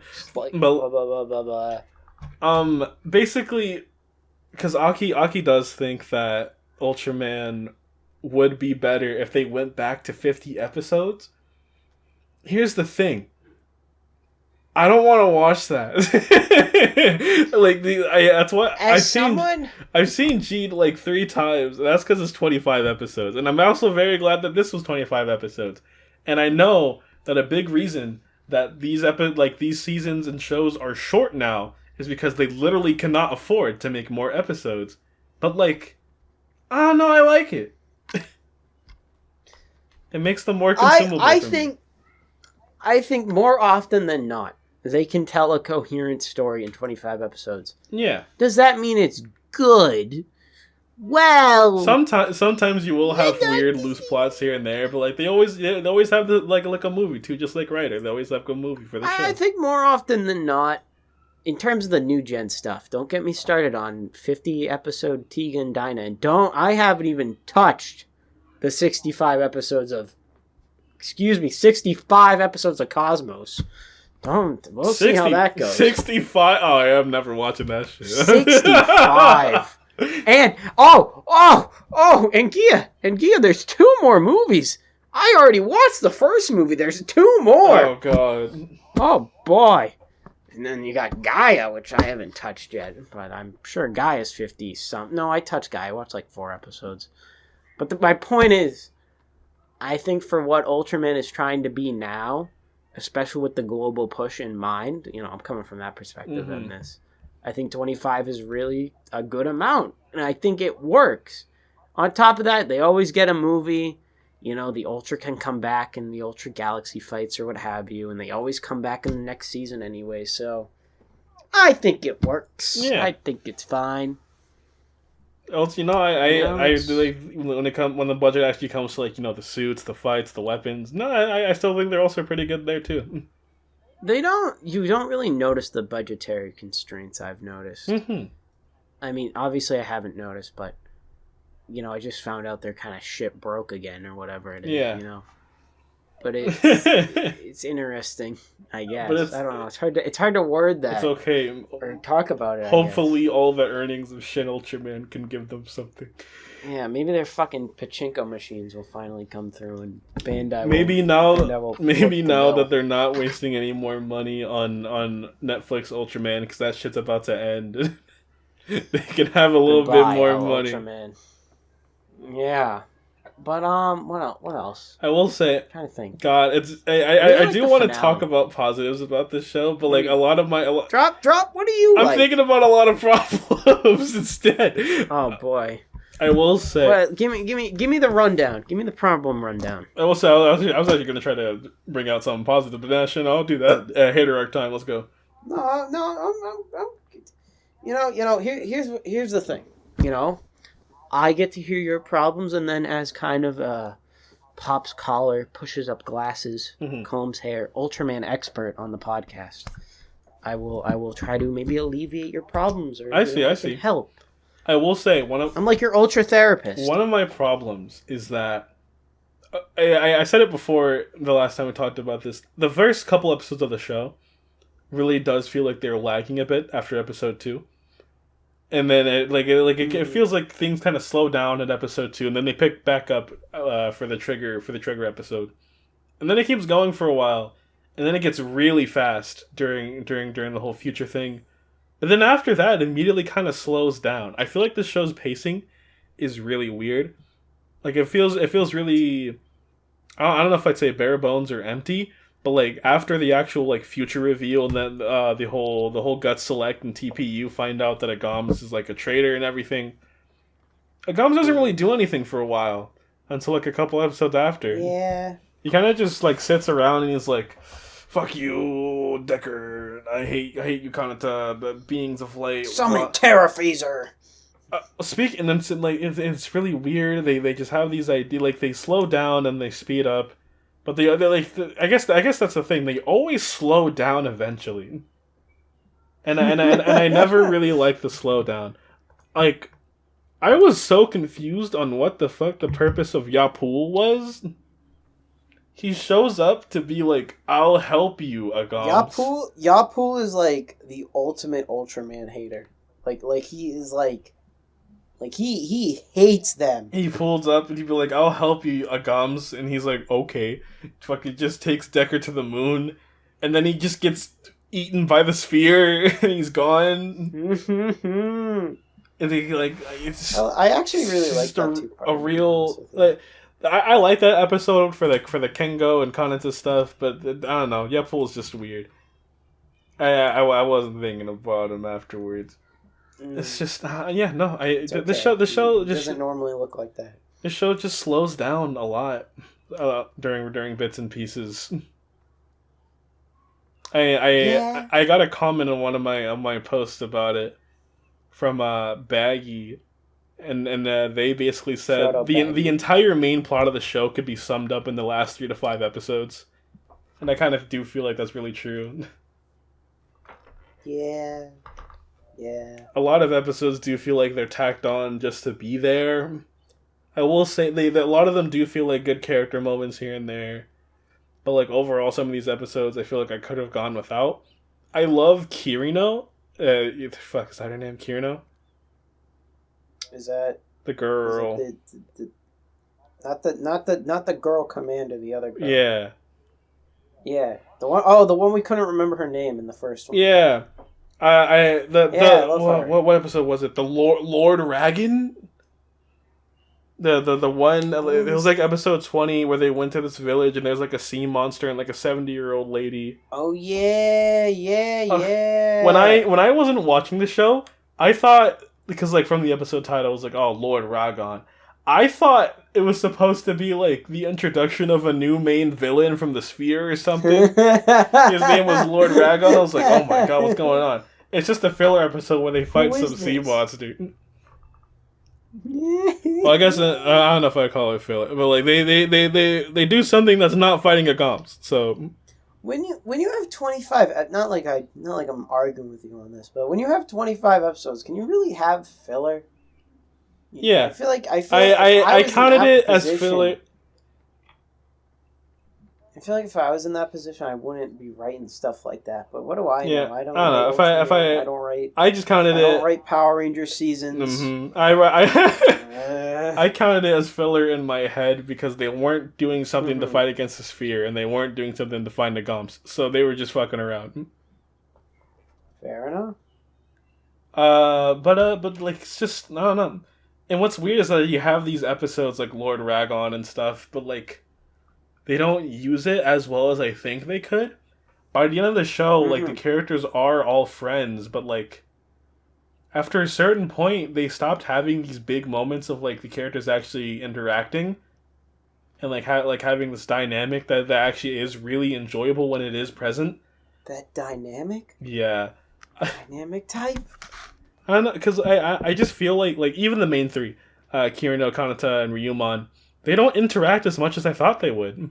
They have these episodes. They have these episodes where like Ryumon ends up interacting with him more, Kanata. Yeah, like they have these moments in the episodes. Kirino really gets left by the wayside a lot. Sorry for interrupting. No, that's fine. They have these moments in episodes where like their bond as a trio is like the focus of it, and that's what matters. Of like, unless they work as a trio, they can't get the job done. And like those episodes are really good, but there's nothing in between. There's no real like filler interactions in between them to really help build those bonds and those relationships. And there are some episodes here and there. Like I do like the reason I actually really do like Lord Ragon as an episode, and I don't mind it being there, is that it does give like cutesy interactions between Kirino and the vice captain lady.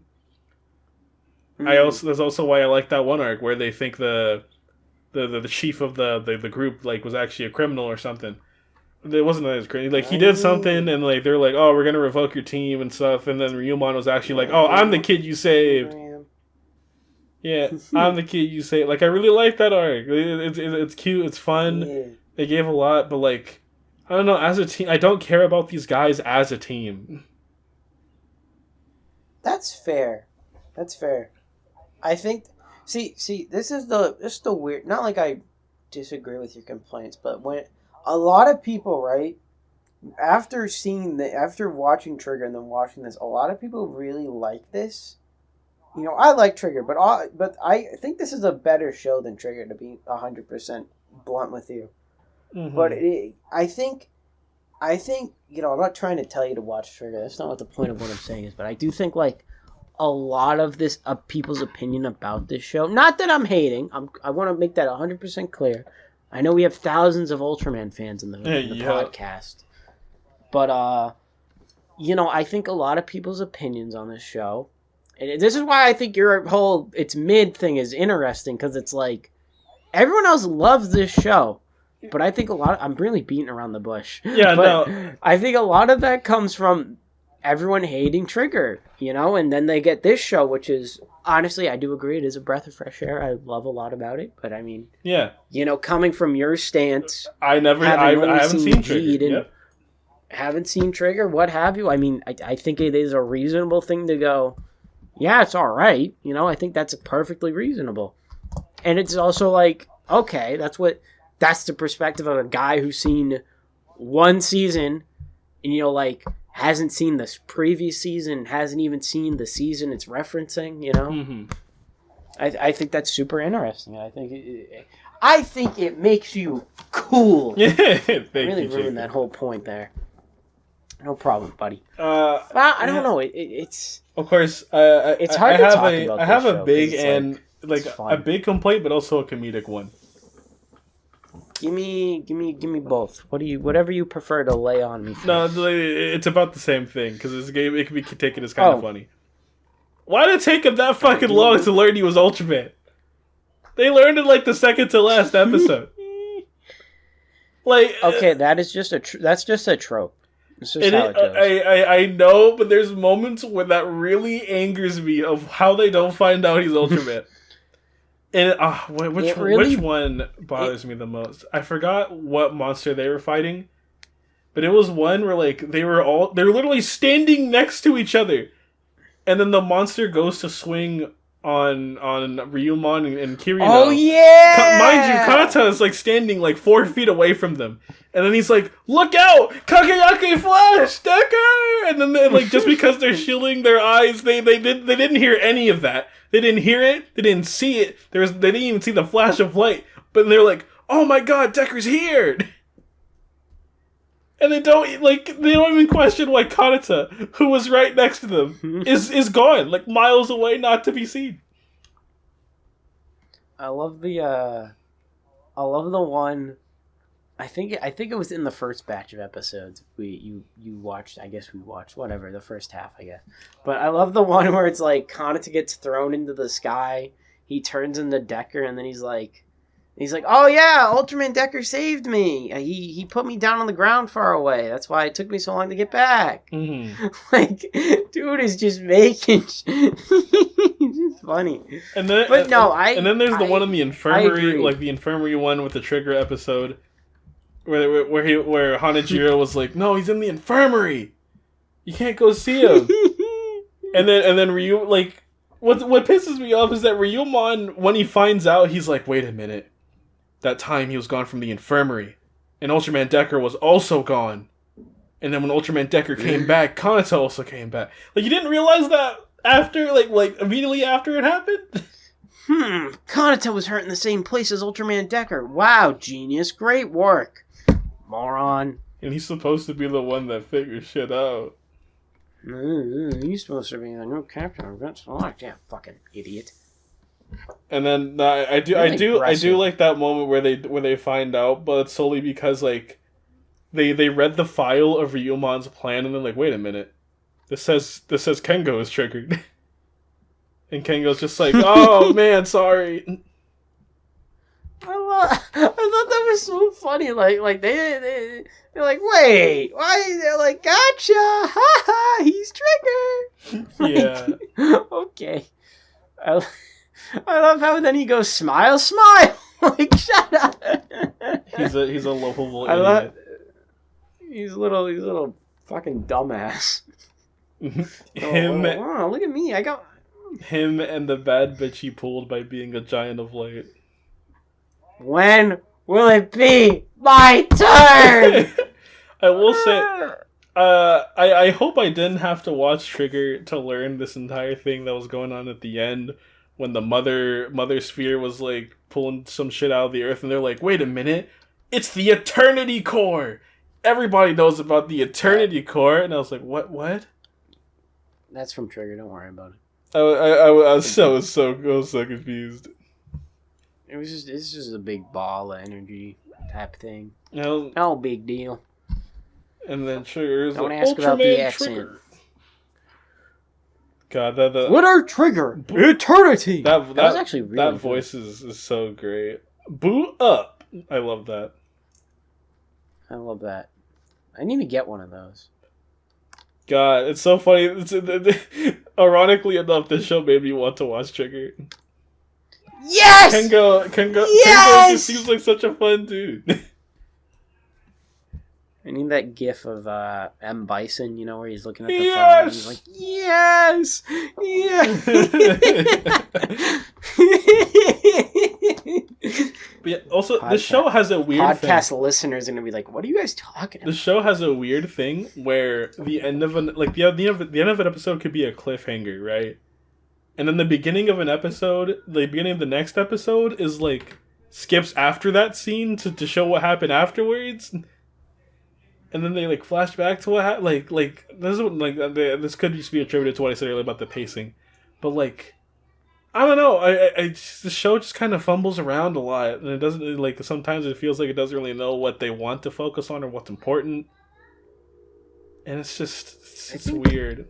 I think a lot of new gen has that problem. I think, and obviously there's tighter seasons than others. Mm-hmm. I brought up Rube. I haven't seen all of Taiga, but from what I have seen, there's a lot of like stuff I really don't get. Like, it's okay. I also speak on it because I still haven't finished it. And then there's the end where like the mother sphere is like, Oh, actually, I gotta say, the whole thing, that suit is fantastic. The monster suit actually is amazing. I love how menacing it looks. It is very menacing, and the sound design and like the noise it makes. It took me a while to pick up on it, but like I just thought it was initially like this weird like alien roar, but then after every roar, it's like this weird echo effect that happens afterwards. It's actually like really cool. I don't know if you know what I'm talking about. I think I know. It has like a weird little I got it. echo.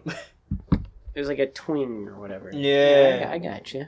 It's really cool, but like when they all got sucked in by the monster stuff, and they were just like, the mother had a voice actor and everything, and the mother was saying something like, "Oh, if we're all one, the future cannot be blah blah blah, whatever the fuck, and there will be no conflict." And it's like, that's what the sphere is for? Like, I don't know. It just felt like such a random thing to throw in at the end. Of like, actually, the sphere's goal is to make everything one, so there's no conflict in the universe or something. Meanwhile, all they do is just go to planets and fuck shit up. That's why I really don't like faceless villains. Like, I think that I get why, ominous threat, but it is...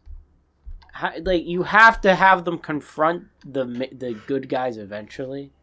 So I feel like it's just like, why don't you just give them a random commander or something? Yeah. I guess that's what Agam's for, but not really, because he kind of goes against the sphere. Yeah, no, this is why I said Agam's is a shit villain. Another reason for that, like aside from just kind of having a weird motivation, it seems from his entire backstory, it seems like he should just hate the sphere. And not humans. Because the sphere is the people that killed his wife and everything. I guess his logic is that if the humans didn't engage with the sphere, then there wouldn't be, like... If the humans didn't engage with the sphere, then his people wouldn't have had to come involved with the conflict. But then it's also like, okay, there's so many holes in that, help the humans. Yeah. There's a lot of holes. And then, like, in the middle of I get why he's evil, but his logic is flawed, which I guess is the point, because he's the bad guy. But then near the end of the show, in the second half, there's a lot of times where he just works with the sphere for some reason. Like, it's not, like, intentionally, like, he goes to the mother and be like, haha, we will get Decker, but, like, the sphere sometimes show up and, like, boost his shit, and there's a time the sphere made, like, the 3 little towers, and he, like, defended them, and... What is he doing? What does he think is going to happen? Have you seen the Lightspeed finale? Lightspeed Rescue? Have you seen that? Yes. Remember, it reminds me of, you know how they had the Omega Megazord putting up those, like, rock towers? Yeah. Remember that? That's what that reminds me of. Yeah. And then it blows up, like how the Terror Phaser. Yeah, but all of that kind of just goes into the thing I made earlier of just like Decker just kind of throws in random things and you're not really supposed to question it, but it's weird. Like the future shit, stuff with the Goms, his random backstory, the fact that the mother is actually like a sentient. Well, obviously it was a sentient being, but like I guess more so it was an intelligent being that actually had a goal. The random cameo from Dinah and whatever the fuck he's doing. Another random thing that I just thought was weird was just the whole side plot of like that they had near the end, but it was only for 2 episodes of just Decker or Kanata was like fucking I don't the sphere factor too. He's like, oh yeah, the sphere factor has built up inside of you, and now you're becoming part of it. And I was like, what? Why? I didn't understand that. Like I was keeping up with it, but that happened. I'm like, what the? When? And then it just goes away at the end anyway. I think it's an interesting concept. Like, all his altercations with the sphere, he gets infected. That's fine. They don't do anything with it. Mm-hmm. Somebody. So you know how there's that moment in the finale where he like redirects her attack with the shield, right? Somebody said on Twitter, "Oh, what if he got a sphere attack now from the thing? Like he was able to make like a sphere energy or whatever. Sphere energy. It's just a sphere of energy." No, I really just mumbled to myself there. I'm bad, man. Anyway, point is, I really like the idea somebody had of like, oh, he's able to control his fear power. So I thought it would have been cool if he kept it somehow. I thought no, because I thought I remember hearing leaks and that there was going to be a sphere trigger or something. That is a stage show thing. It's actually kind of neat. Oh, okay. I was waiting for it to happen in the show because I thought they had the little thing at the end of one episode where Trigger started to fight the mother. Oh yeah, and I was like, oh wow, no, he's gonna come down. He's actually gonna be Sphere Trigger and whatever. But like, no, they didn't do that. It's fine. I would have liked that. That would have been neat. I do like that Kanata. Obviously, Kanata's involved. I do like that Kengo's involved in the final fight. Yeah, I do think it's a little like I wish he was actually in the final fight. I wish he was, but I understand 100% why he isn't. He was on the ground kind of using the gun. He was like, "Go." I will say the scene of him flying down while Kanata's flying up to transform, and he's like, "You got this." That is awesome. That is a really cool scene. Mm-hmm. Where he's like de-transforming from Trigger, and Kanata's readying the D-flasher. They kind of have like a random disaster like thing when they pass by each other. Reminds me of the opening of Sonic Adventure 2, when they're in front of the moon. You know what I'm talking about? Yeah. It's super cool. I guess. What do you think? What are your thoughts on did we talk about dynamic when we did that episode? I don't remember. I like dynamic. I think it's a cool thing. I want to say I think the weapon is kind of lame. I understand it's like shield caliber. It's fine. I wish he used the actual sword in that as the shield more, because that's the lyric in the song. But then it's just no. I will say, I unfortunately, really like the opening is not grown on me. I still think it's just fine. No, it's actually grown on me, but Trigger is still my favorite Toku song ever, to be honest with you. Like that is a bop and a half. I don't know why I keep going in the accent. But in the half. What? In the half. Bop and a half. What else is there? I'm trying to think. I do. The finale kind of ends on a weird note. Oh yeah, I feel like everything's fine. It ends abruptly. Because I assumed it was gonna be like a movie, like a time skip maybe of like, oh, everything's okay. I actually thought that too. But also, because I wanted to know what happened to him. Like if he actually he was go back to selling rice crackers or being part of Guts. But also they set up this thing with Ryumon too of like he could be the new captain instead of the old guy. There's a lot of stuff I wanted to see. I hope we see that in the movie, which comes out I think like March. Is Trigger gonna be in the movie? No, Dinah's gonna be in it. No, I'm not watching. Boo. But we need a topic for that week in the podcast. I'll be ready to pull the trigger by then. Whoa! Whoa! Ready to pull that trigger. Pull that trigger. I was so sad they never played it again after his little episode. I wanted to hear it. I love you. You get me. I thought it was gonna play in that one fight where they had in space and they were fighting in the weird abandoned building. It was gonna happen. Also, I don't know. I actually really it's very charming and cute, and they were just like, it feels uncanny when they just transform into like human-sized Ultraman.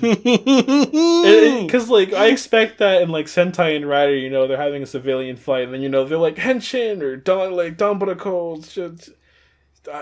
Fuck, what did they say? Morphin time! Avatar change, all that stuff. Like if I can link to Morphin Grid, all of that. But it's very. I can't. I think. Uncanny is just the best word for me to describe it. Where because Kanata's just fighting, and then he's like Kageki Flash Decker, and then he just boom Decker. He's just there. He's human sized. Kengo's doing flips and shit. And bro, like, I love it. This took me back to see him do a whole ass backflip. Like he was going crazy. I love how he has a gun, and doesn't just shoot it real quick for a second before he transforms. No, I gotta turn this thing into a tuning fork real quick. Not even, it's like a trident, I guess. I love that he has a whole I know Kanata has this whole thing where he's like he says a word and then he says like another word and then he's like Decker. He's like shine bright flash Decker or something like burning this guy's strong. got a speech. Yeah, no, Kengo has like a whole monologue before he transforms. He's like fucking bring the hope, the light of tomorrow or something. I forget what it is. It's pretty awesome. I know the glitter one is like the ultra ancient light of hope or something, and then he screams again. I would have screamed it, but it's 11:20, so I didn't want to be a burden on the folks around me, because I'm a good cowpoke. I gotta stop. What is going on with this, Jacob? I think it's my intrusive thoughts of wanting to finish Geats a bridge so I don't have to listen to Hard Hat Buffer. Shout out Peter. Peter, please do the lines. I'm begging you. You know they don't listen to it. Peter's not gonna do it. Peter doesn't listen to this. So I don't. You know what? I was gonna say I don't care. You want this to be the preview? We'll at Peter and everything. Oh God, no! He'll get pissed. We'll add him. We'll call him out. He'll be upset. I mean, I guess it doesn't. I guess technically, it doesn't matter. I've already made my bed because I'm calling him out on the podcast. But I think he'll be mad if you use that. I think he'll be mad if you flip the clip. Because then he knows I said something. Yeah. This is so mean of me. Wait, now that I've reconfirmed that Hawk listens to these things, Dylan, when are you actually wait? No, he's probably gonna turn it off because he hasn't watched Decker. Shit, we should have said something earlier. Well, what if we? All right, wait. Hold on. What if we talk now, but then we edit it back in at the beginning of the podcast? That so could then be it's genius. like that could be genius. Just all of it. So. All right, ready? Yeah. Follow my lead. Yeah. So. Damn. All right, is that good? All right, yeah. In the cut. I don't know how we're gonna do that. In the cut, it's gonna be like, you're gonna say "follow my lead," and then boom, we're back here. You know, people will be like, it's like we're time traveling. Hey guys, remember that little thing in the beginning of the episode about Hawk? That was actually here. Yeah, guys, we actually just did all that for no real reason. To be honest with you, to be honest, we could just leave it at that part and act like we did it. By we, I mean Ghia, because Ghia edits all these. Shout out to Ghia, guys. Round of applause. Yay! You can't hear the clapping. I actually, I feel bad that you have to edit all these. Oh, that's fine. But it actually gets fun because then I can how do I explain this? It's fun to edit. I hear Jacob's voice. It's funny that you made that tweet on the account of just like if I heard your voice in public, I'd instantly recognize you. Aww. And we have like a dramatic like run into the scene from Madagascar where like it's Alex. Yeah, that's us. but you're Alex. You're Alex. I'm the zebra. Yeah. I will make clones of you and then kill those clones. I love Madagascar. And then we see them. Then we do the Zoolander scene with podcast off. The one where he walks by him? I'm not your bra. Yeah. I gotta edit that. I gotta put it on the account. The not your bra scene. I'm not your bra. But it's gonna be us, but then Owen Wilson is gonna be podcast off right away. What's the other who else has one? Yeah, who's starting a podcast? God. People were talking about. I think is it Henshin Homies? Yeah, Henshin's they're having ballin'. They're having ballin'. What's Hawk and Gems one? World Tour. I don't know if they still do that though. I mean, we're gonna put it on there to hate. Beef. I tried beefing with the Runaway account. They didn't respond. Screw you, Knox. Bro, Everyone in the beginning of the year was talking about, like, there was going to be a fan sub Desire Grand Prix with all the different fan subs out. Like that, bro. Here's the Tokusatsu Podcast Grand Prix. It's a podcast Grand Prix. We got all our PGP. different guys. About all these podcasts going in all at once. You think where do you think we place in that? Do you think we win? You know, I feel like we'd almost win, and then we like trip and fall to our death somehow. You know. Are we how does this work? Are we like separated or are we like bound together? Pause. Kamen Rider. Pause that. That wasn't. It's a team game. I guess we're Kamen Rider double. We work together. together. Sorry, we're not double. We're live and evil. I forgot that's our thing. Yeah, we switch in every now and then. Did you see that other tweet I made? What, the 40 likes in Mirage Mirror? Yeah, it's not happening. I saw it. Damn it! I decided to be. You know what? I'll commit. What you want to do it? I'll commit. No, I'll commit.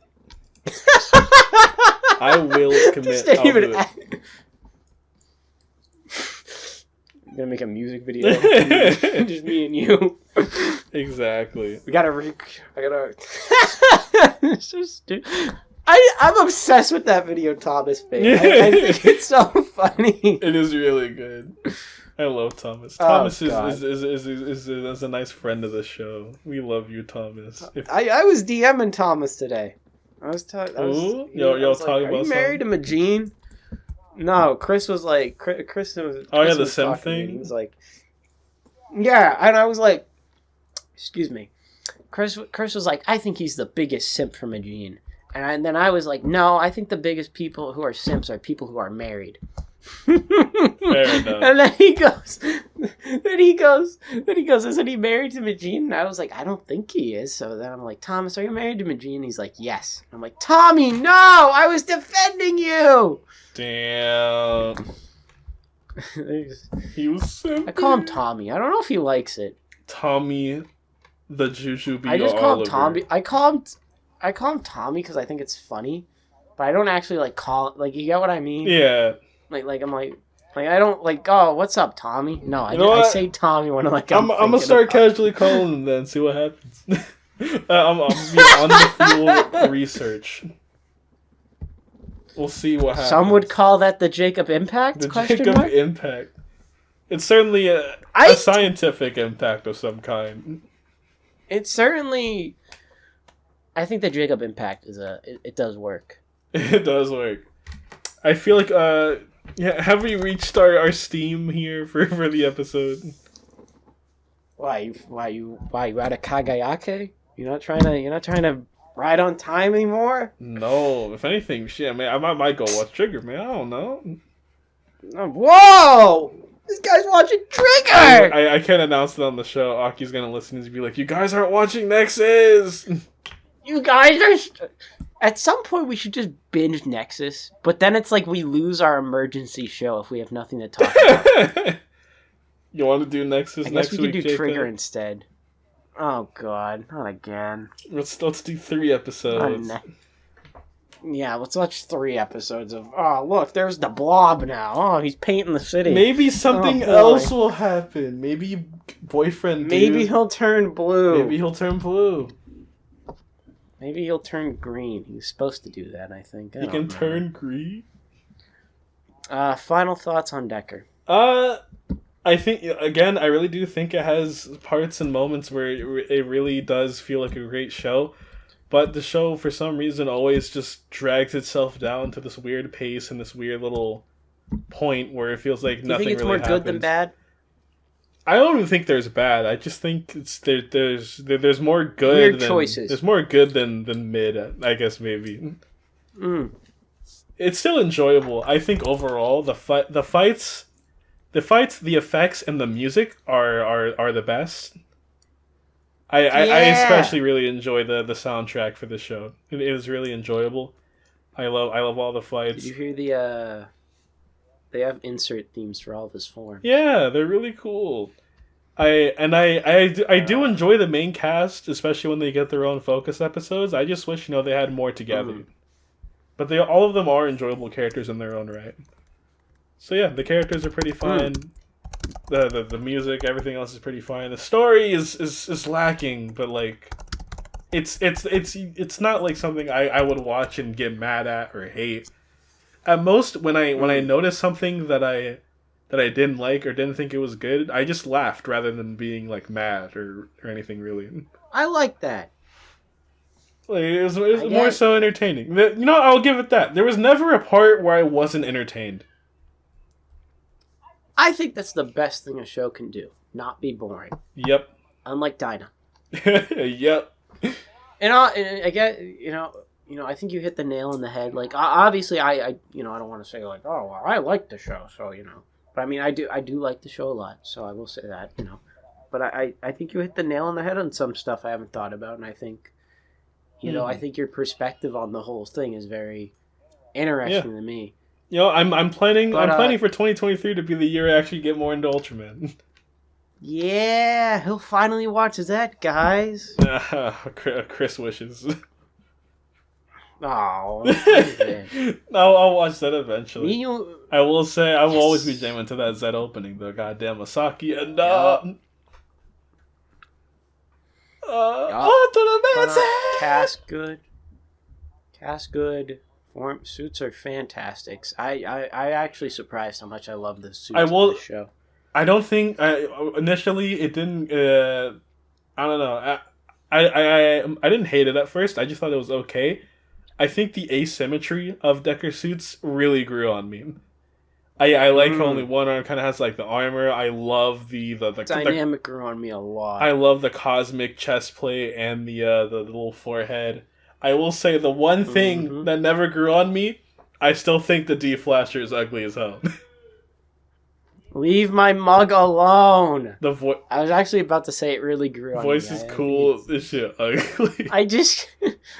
Okay, I don't know about the voice being cool, but it's certainly like unforgettable now. It's rent free in my head. It is very rent free. Ultraman Decker. Oh, by the way, before we wrap up, podcast. I want to inform you of something. This Saturday is ye old my birthday. Yeah. So happy birthday to me. Actually, I think this will be coming out on your birthday. So next episode, I'll be drunk off my mind. I'm going to be shit-faced. Jacob is going to be zoinked off his gourd.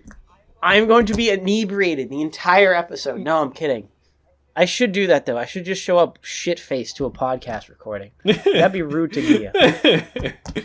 We'll see. Anyways, if you got this far, I'll just put it in the description anyway, too, and in the comments. Wish Jacob a happy birthday. Wish it on Twitter. We'll time travel back again. We'll say it's my birthday at the start. Yeah. I didn't want to talk about myself so much because I'm not egotistical. Well, wish him a happy birthday in the comments. Yes. Give me your praise.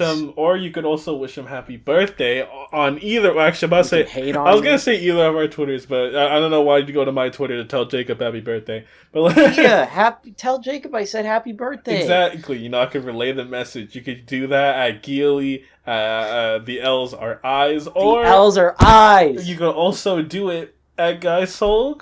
Directly tell him happy birthday. Me. Or you can tell him... I may or may not answer.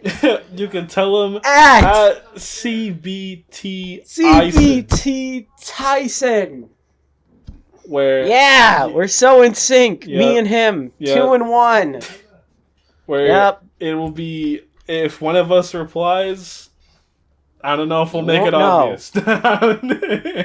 Sometimes we do, sometimes we don't. If you tell Jacob happy birthday on the account, I'll say thank you for him. He won't say thank you for Jacob. He'll just say thank you, and then he'll be like, "I'm glad it's my birthday today." I'll be like, "What do you guys really think about me?" Between all this sentimental shit. What are you guys getting for me? Did you guys check my Amazon wish list? Boys are college with Taisen. We'll see everybody later. Woo! Goodbye. Goodbye, baby! Woo! What an episode.